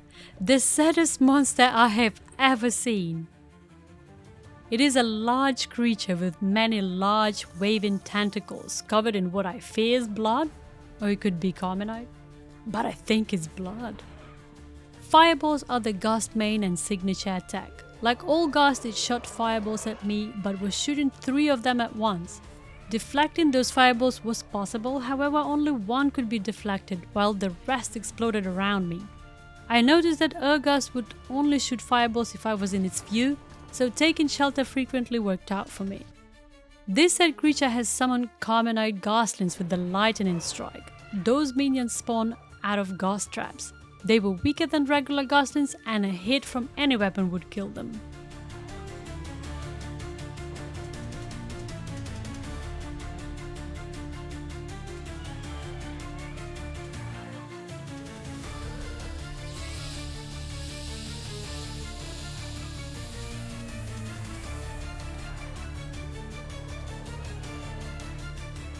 When Ur-Ghast reached half of its total health, it entered Tantrum mode.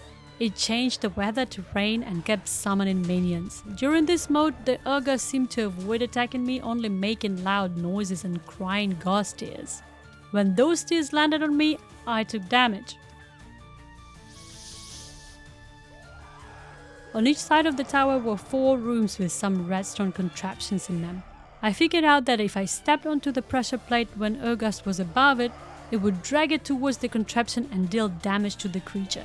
So I ran from one side to another to inflict more damage.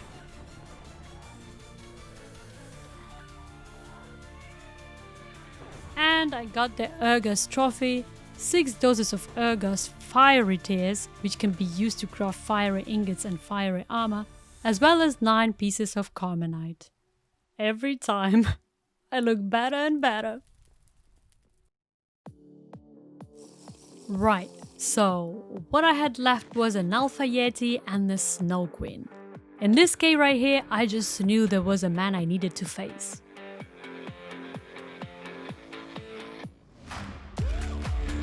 Well, look who's here.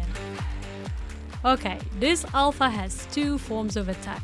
It throws ice blocks, and when they land, they form a freezing field around the impact zone. Standing near or moving into it will slow you down and deal damage. The second attack is, if you stand too close, it will grab you and toss you about.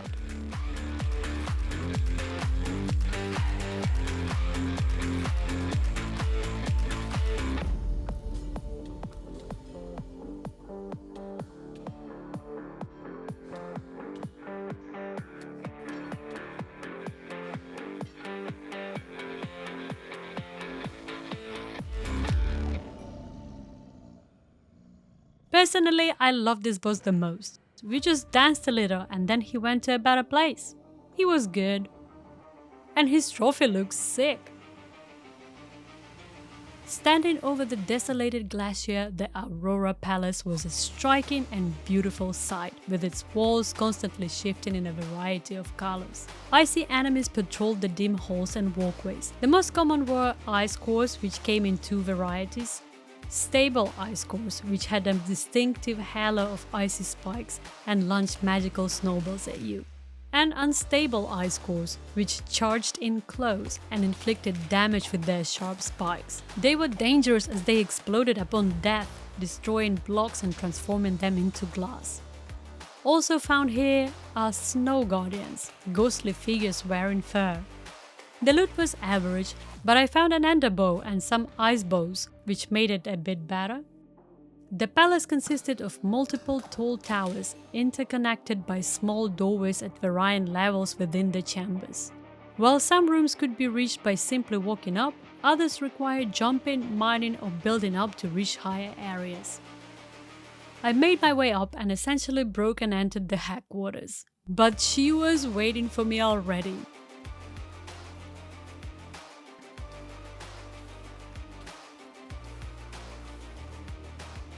The Snow Queen was immediately hostile and had three main attack patterns. First, she summoned ice crystals or snowflakes. When that failed, she used her flying sled as a weapon, positioning herself directly above me and then dropping down. Her third form of attack was an ice magic, flying low and sending damaging snowflakes ahead of her. Either way, it was a piece of frosted cake. The Snow Queen dropped her trophy, an ender bow and some snowballs. What a rascal she was. On my way to the Waystone, I couldn't help but check the floating island.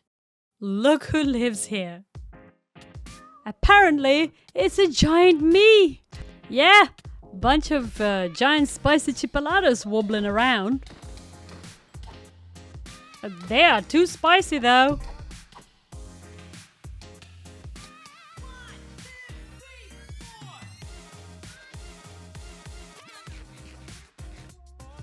They say size doesn't matter.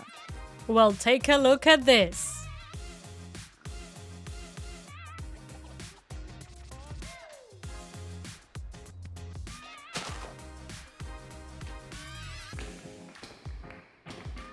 I made this haul in a matter of 5 seconds.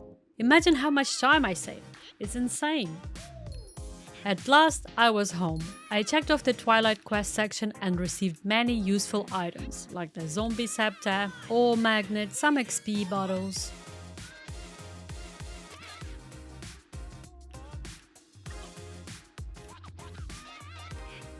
Well, in the end dimension, I only have the Void Shadow to take care of. I've come so far now. I moved on to the miscellaneous section of the quest, and that one was the easiest to complete, as some of the items I had already crafted or picked up while exploring. But one of the items, like this pocket waystone, required a nether star, and I didn't have any, as the one I got after defeating the Wither was used to upgrade my backpack. So once again, I was getting ready to send another Wither to oblivion. I had the Wither Skulls and the Soul Sand, but I wanted to look cool for this fight, so I decided to craft fiery armor. Spoiler alert, I did not look cool. Nonetheless, it would find its place in the museum of stuff that I was planning to build. Okay, with no time to waste, I've donned my armor and flew to a nearby cave and summoned the Wither.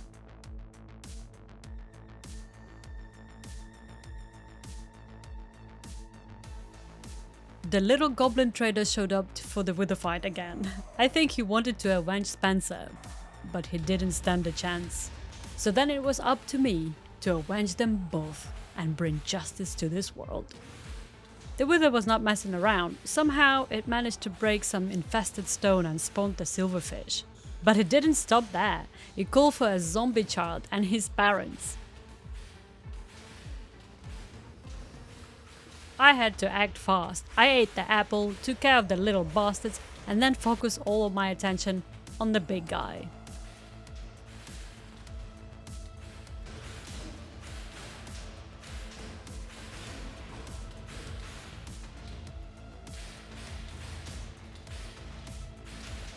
The little goblins may rest in peace now. I will no longer be spawning withers for them to fight. Okay, I got the Nether star and crafted the pocket wormhole. That thing right there would save my life. You'll see.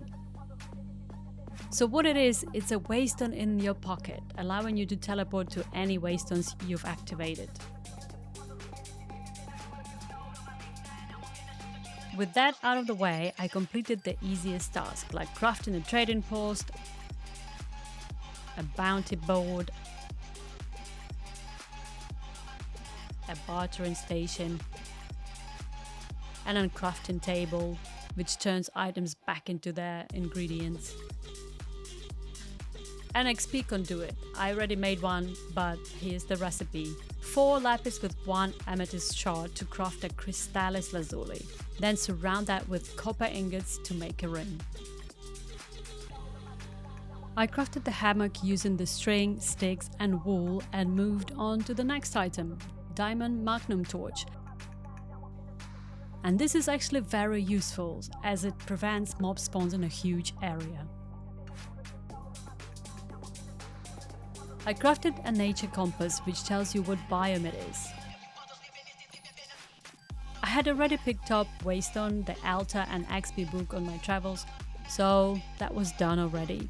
Also, I made a sleeping bag almost at the beginning of the game. The next day I made some straw golems. They are super cute.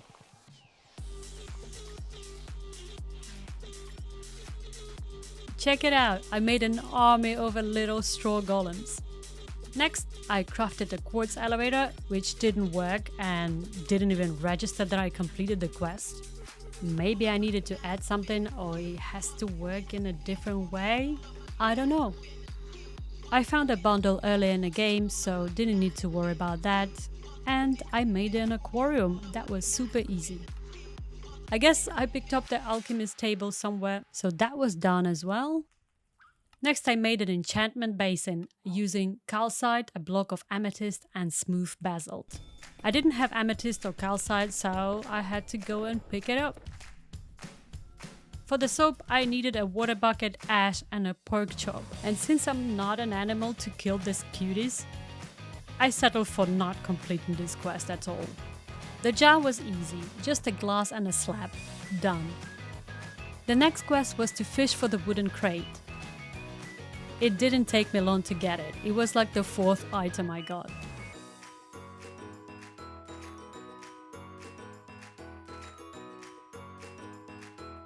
I had already crafted the portable waystone earlier, so I moved on to craft a seasonal calendar using a clock and a paper.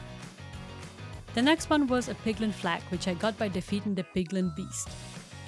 For the greenhouse glass, the game yet again wanted me to kill innocent pigs that I could use to craft soap to make greenhouse glass. But I refused that recipe. I wanted the planks and white stained glass. First I crafted the white stained glass and then the greenhouse glass. I made a cage previously to capture a pesky owl that lived in the pillager's mansion's basement, if you remember. Finally, I moved on to the last row. I needed to craft a nether chest using the blaze rods, the nether bricks and a chest. Easy. I crafted the reusable ender pearl long ago and skipped the crop cooler since I didn't have any powdered ice or blue ice at the time, and I was too lazy to get it.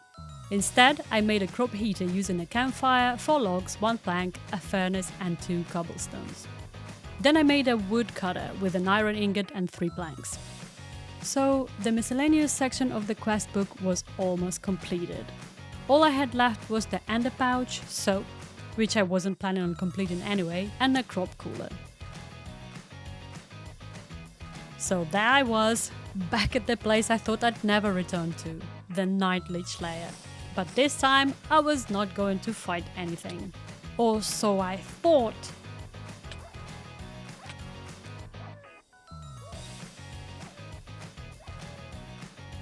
It's so hard to mind your own business sometimes.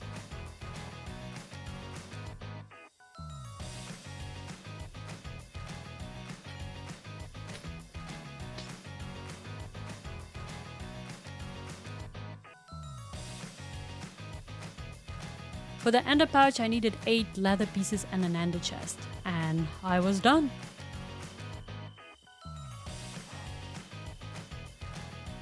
I was on my way home when I couldn't resist the urge to destroy this whole pirate ship.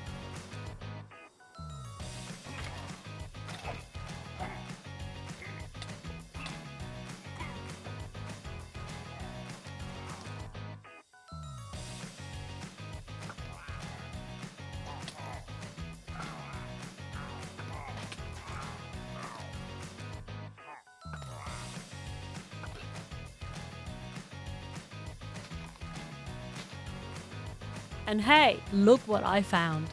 Raw pork chop. Now I could finally craft that stupid soap. Let's quickly recap. Overworld, all done. Nether, done. Twilight Forest, done. Paradise Lost, Bumble Zone and Eden Ring are next. But they had very few quests, so I was nearly finished overall.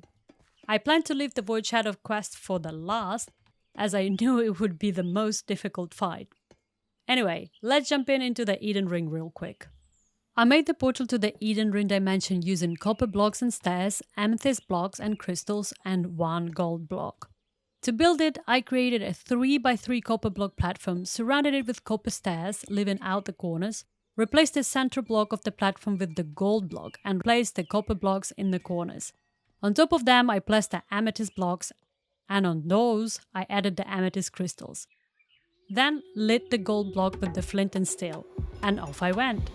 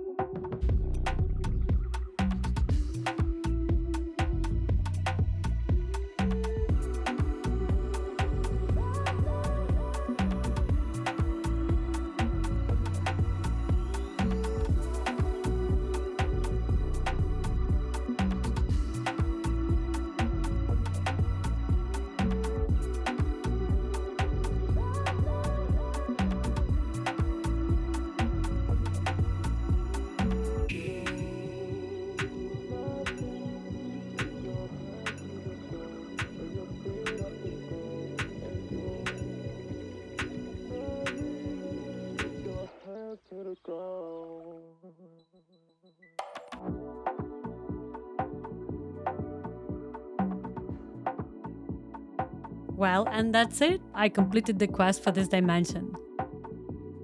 The next day, I went looking for a bee nest. To get to the Bumblezone dimension, I had to throw an ender pearl into a bee nest. The quest has 6 tasks.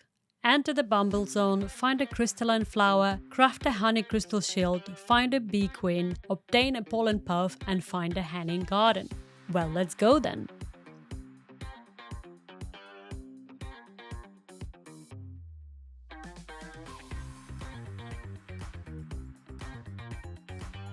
And just like that, 2 tasks off the quest. I got out of the cave and the first thing I saw was the Enderman. I don't know why I was surprised, these bastards are everywhere. Walking on pollen was difficult, as if I was walking ankle deep in the mud. So I decided to fly around and immediately spotted a structure. I landed and followed the water stream.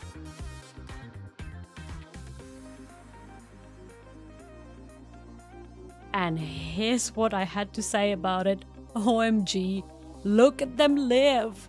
It's kinda creepy. So that was the pollinated stream structure, consisting of small pollen-filled tunnels with flowing sugar water. I found the honey crystal there and made the honey crystal shield. I was flying around looking for what was going on when I spotted another structure. I landed only to get bitten by a spider and witnessed badass bees destroying it. One of them got poisoned in the process though, but I was sure it would survive. It was a honeytail. Inside I found some little staterooms and the bees enjoying their stay at this fancy hotel. I checked out of the honeytail and flew around some more to find the hanging gardens. It was literally what I thought it would be, hanging gardens. I found the crystalline flower right away and it turned out to be some sort of consume and enchant table. I fed it everything honey and it grew tall. But I'll be honest, I couldn't figure out what to do with it further, so I broke the flower stem and look what happened. Quest completed. Then I went to look for the throne tower where the queen bee resides. What I found was a bee moth, and apparently I could have tamed it and flown it, but I didn't know that at the time. Frankly, even if I had known, I'm still not sure if I'd fly it. It looked too creepy. Bee moth, ew. But here's where the whole bee story was getting spicy. I found the cell maze structure, and those bees were not friendly at all. Apparently, I had to enter the structure with the protection of the hive effect on, otherwise I'd be inflicted with the wrath of the hive effect, and it sure did.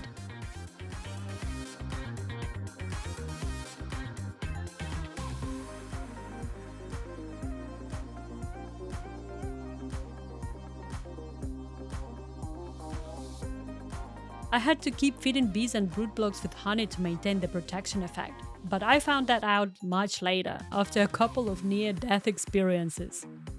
Inside the maze I found lots of cave spider spawners and all sorts of bee blocks.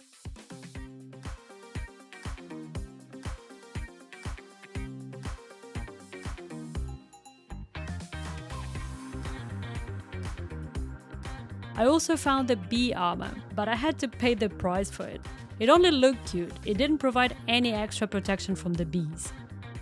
They didn't confuse me for one of their own. They knew immediately that I wasn't.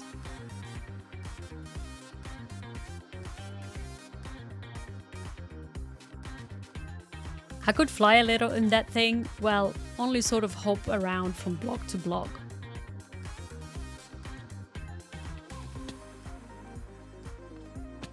I left the maze and came across a cute bee house. I fed the bee to make it love me and took its honey compass, which pointed in the direction of the bee tower. Using the honey compass made it easy to locate the bee queen. I wasn't sure if the bee queen was hostile or not, anything could have happened in this game, so I approached with caution.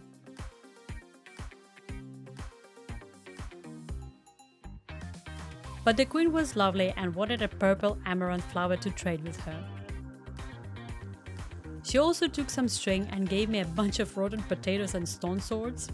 I could only hope she'd give me something better for the flower she wanted. I quickly got back to the Hanging Gardens, found the magenta amaranth and brought it over to the queen. This time she gave me bee-related items like honey, pollen and honey crystals.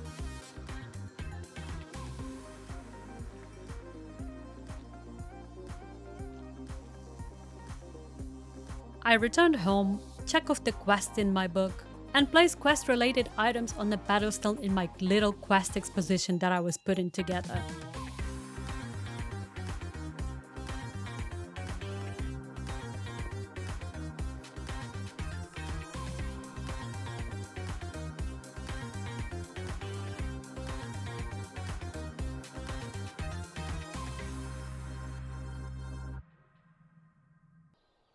The next morning, I built the portal to the Paradise Lost dimension. I used glowstone blocks and lit it up with a bucket of water. It makes no sense, lighting it up with a bucket of water. But that didn't work. Who would have guessed it? It just took me to the nether roof. I think it's bugged, so I had to write a command to open the dimension. If you play in Beta Minecraft Fabric 1.19.2 and your Paradise Lost dimension doesn't open with the portal, I'll leave the link in the description of this video with the command I used. This will spawn you at the same coordinates but in the Paradise Lost dimension. You may spawn over the void or in the sky, so make sure you have an Elytra and equipped with rockets. You also need a Waystone to serve at the portal, as it's not the dimension that's broken but the portal connecting it. This is due to a conflict with the Deeper and Darker Dimension mod.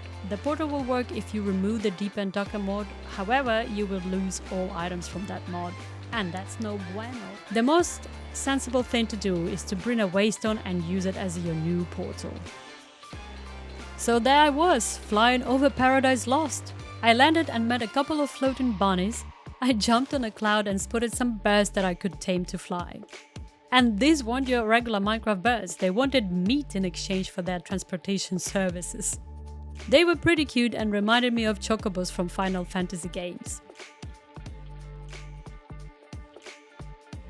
Paradise Lost was a pretty safe place, with one exception, these beautiful poisonous flowers. So if you ever go there, watch out for those. Oh mama.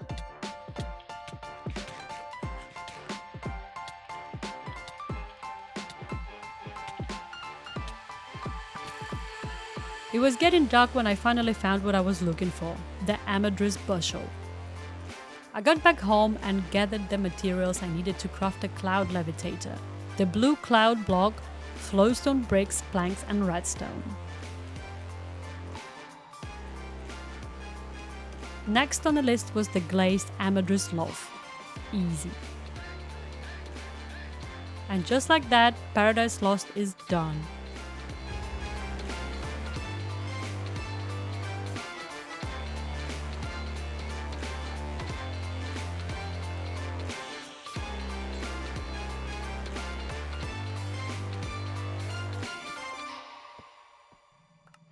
At that point, I was left with last quest, defeat the Void Shadow.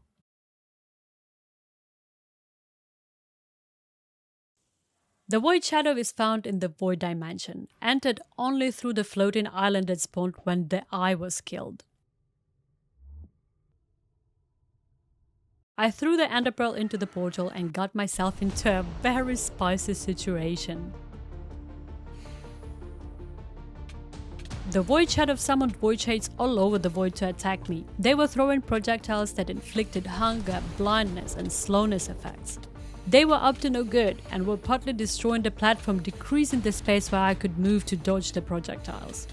To deal any damage to the big guy, I had to position myself between the Void Shadow and the Void Shades so that projectiles would hit either the Void Shadow or the Void Fragments that they were spawning during the fight. There were two types of Void Fragments, only one of them damaged the Shadow, but I tried to destroy all of them. I was running around like a crazy person, but the slowness effect was dragging me down, and for a long time I couldn't position myself correctly to damage the Void Shadow. I found myself in a precarious situation where I was falling off the platform, but surprisingly I didn't panic. I reacted quickly and used the pocket waystone to teleport out of the void. So that's a tip for anyone fighting the Void Shadow. I came back to the same progress in the fight, which was good. It meant it hadn't regenerated. The Void Shadow was hovering around the Void platform, but when it had less than half health, it entered death mode and came to the middle of the platform, where I didn't attempt any melee attacks. It was invulnerable to arrows though.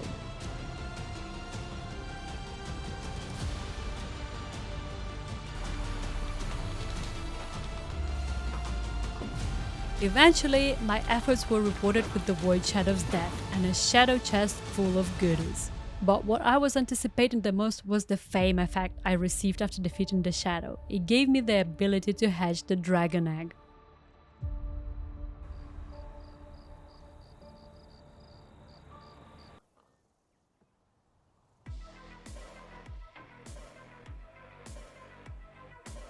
I waited for the Dragon Egg to hatch, and finally the little baby dragon arrived.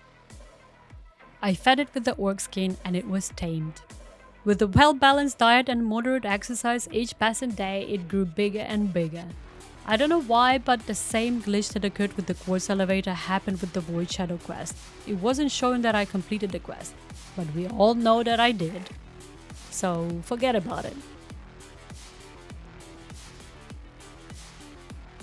The day had finally come when I could saddle the dragon up and take it to the first flight together. And of course I took my dragon to burn the pesky villagers that resided nearby.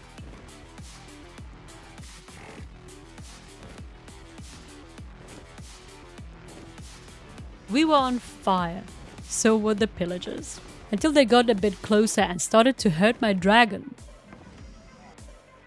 Bastards! I tactically retreated and came back to deal some serious damage to those idiots.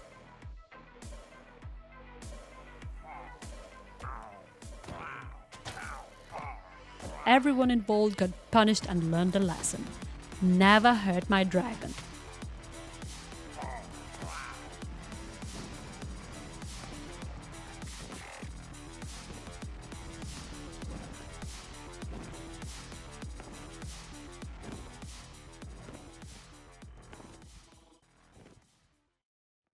The last day in Better Minecraft was spent finishing up my little museum of stuff, showcasing the items I collected to represent each quest.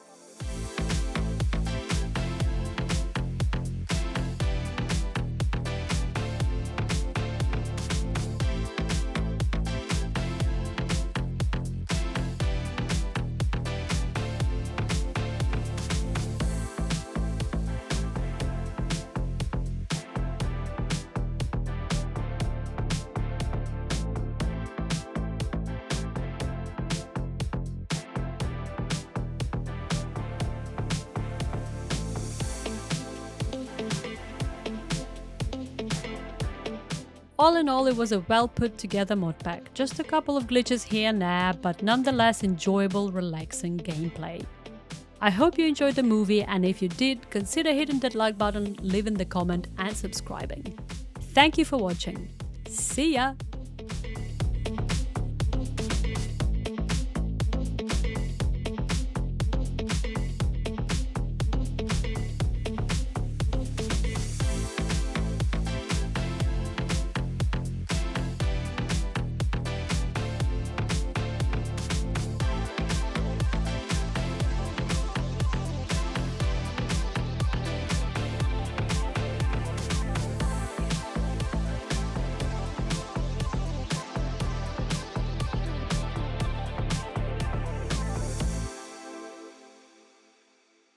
You've seen the battles, the epic loot, the dragons, the near-death creeper encounters.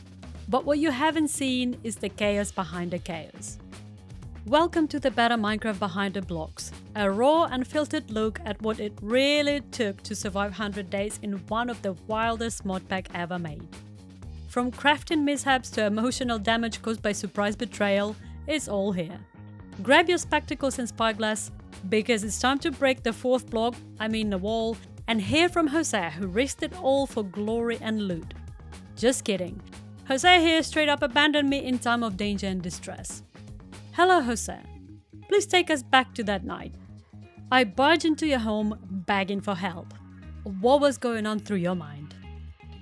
I ain't grabbed no shoes or nothing, Jesus. I ran for my life. Okay. Did it ever occur to you that I was being chased by a heavily armed pillagers with the crossbows? Ain't nobody got time for that. Right. Some are calling you a coward. Others say you're a strategic survivor. What do you call yourself? Hello? My name Jose. Would you do anything differently if this happened again? Chase. Brother Ali, lock the door. Final question. Did you at least consider coming back to help me after I screamed your name? No. I heard you say, oh yay. It seemed like you'll be having a real good time. Okay.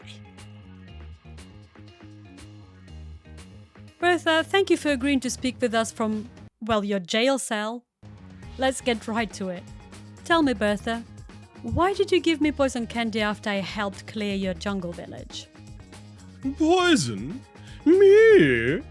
Oh, perish the thought. You said, and I quote, "You'll be greatly rewarded." Was your definition of great intestinal distress? You were greatly rewarded. This candy is a local delicacy of this particular jungle village, you see. Yeah, I see. Let's talk intent. Was this a prank, a test, or are you just secretly evil? Oh, maybe it was simply the delicate stomach of an outsider. Our palate is quite complex. The village council called your actions reckless and deliciously evil. What's your response? Delicious? Why, that's the nicest thing anyone's said to me for a long time. Ever since that horrid llama incident. You are now behind bars. No crafting table, no entertainment. Regrets? Well, only that I didn't use the same recipe that I did for that, definitely still alive wandering trader.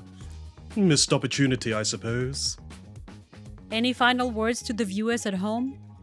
Yes, come visit Bertha's Jungle Candy Store.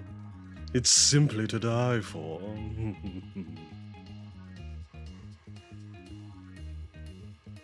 Shed, thank you for agreeing to talk to us in the overworld. We thought it would be sensible to meet here and not in the hell that Nether is. So, what were you doing wandering around a Nether fortress alone? Yeah, Tuesday, innit? Get in the Nether, look for good deals, potential clientele, you know, Tuesday things.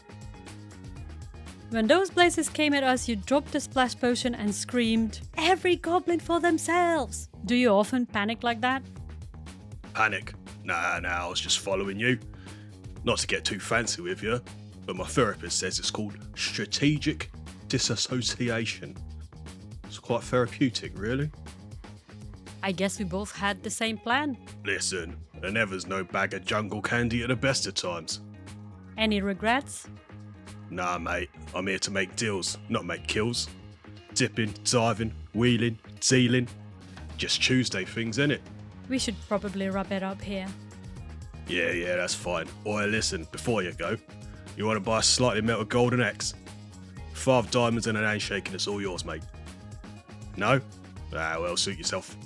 My old mate Spence was in the market for some better gear anyway. Better go find him, the lad. I hear he's had a bit of a tough time recently. When the wither rose and hope fell, one goblin stepped forward. Spencer, you do realize you were trying to face the wither, right? Is that the name that a ruffian goes by then? Well, if I'm being quite honest, I did not know. I merely heard the scream of distress and went to lend my aid. Are you a fighter or... I prefer the term aggressive bartering specialist. You see, these fists are for more than simply pocketing emeralds. A skeleton gets 2 of these right in the femur. A zombie, rotten flesh in no time. A creeper, never crept upon me. Okay. Why risk your life for a fight you didn't start? Because a legacy is not built by simply watching from the sidelines. you must venture forth from your cobblestone dwellings. Put down your fungus stew and fight. Fight until the fighting is done. He came a trader, he left a legend. The raid was coming, doors were locked, beds were filled, and yet one villager defied the bedtime protocol. Pearl, everyone was safely indoors, you were not. Why? Moonlight were gorgeous, weren't it? I can't sleep when vibes are so nice. Let me get this straight. You stayed out during a known raid trigger window because the vibes were right? Before I do some gardening as well. Multitask, they know. They knows. I personally blocked your door shut. How did you get out? Oh, did you know? I'd never have guessed. You do realize your midnight stroll got you and 3 iron golems killed. Hey, now then. Who started it in first place? Weren't it thee? Ah, golems indeed. Talking about me getting golems killed when thee was the one that came in here first place, bringing raiders behind you, and I was just trying to look at... He had one job and failed repeatedly. For days, the Sharpness 5 dream remained a fantasy because Reed refused to cooperate. Reed, let's talk about it. Why Sharpness 2, then Fire Aspect? Then, was it Bane of Arthropods? Repeatedly? Randomized profession parameters, dictated by in-game mechanics. Speak English, Reed. We both know it was personal. You broke and replaced my lectern 47 times. There is a 1 in 315 chance that I will randomly stock the desired Sharpness 5 enchanted book. Statistically, you are just very impatient and quite annoying. Okay. Would you say you've learned your lesson? The only lesson to be learned here is for you, on the basics of simple probabilities. Now please, kindly remove your warm breath from the back of my neck. In the end, the villager didn't give in, the enchantment wasn't secured, and trust was permanently broken. On that fateful day, he decided to do what no horse had done before: chase the waterfall. I thought he'd just sip the water, maybe admire it, but Umberto, he dove in head first, literally. I didn't even know horses could do that. Umberto, if you could do it all over again, would you still chase the waterfalls? Nay, I'd stick to the rivers and the lakes that I'm used to.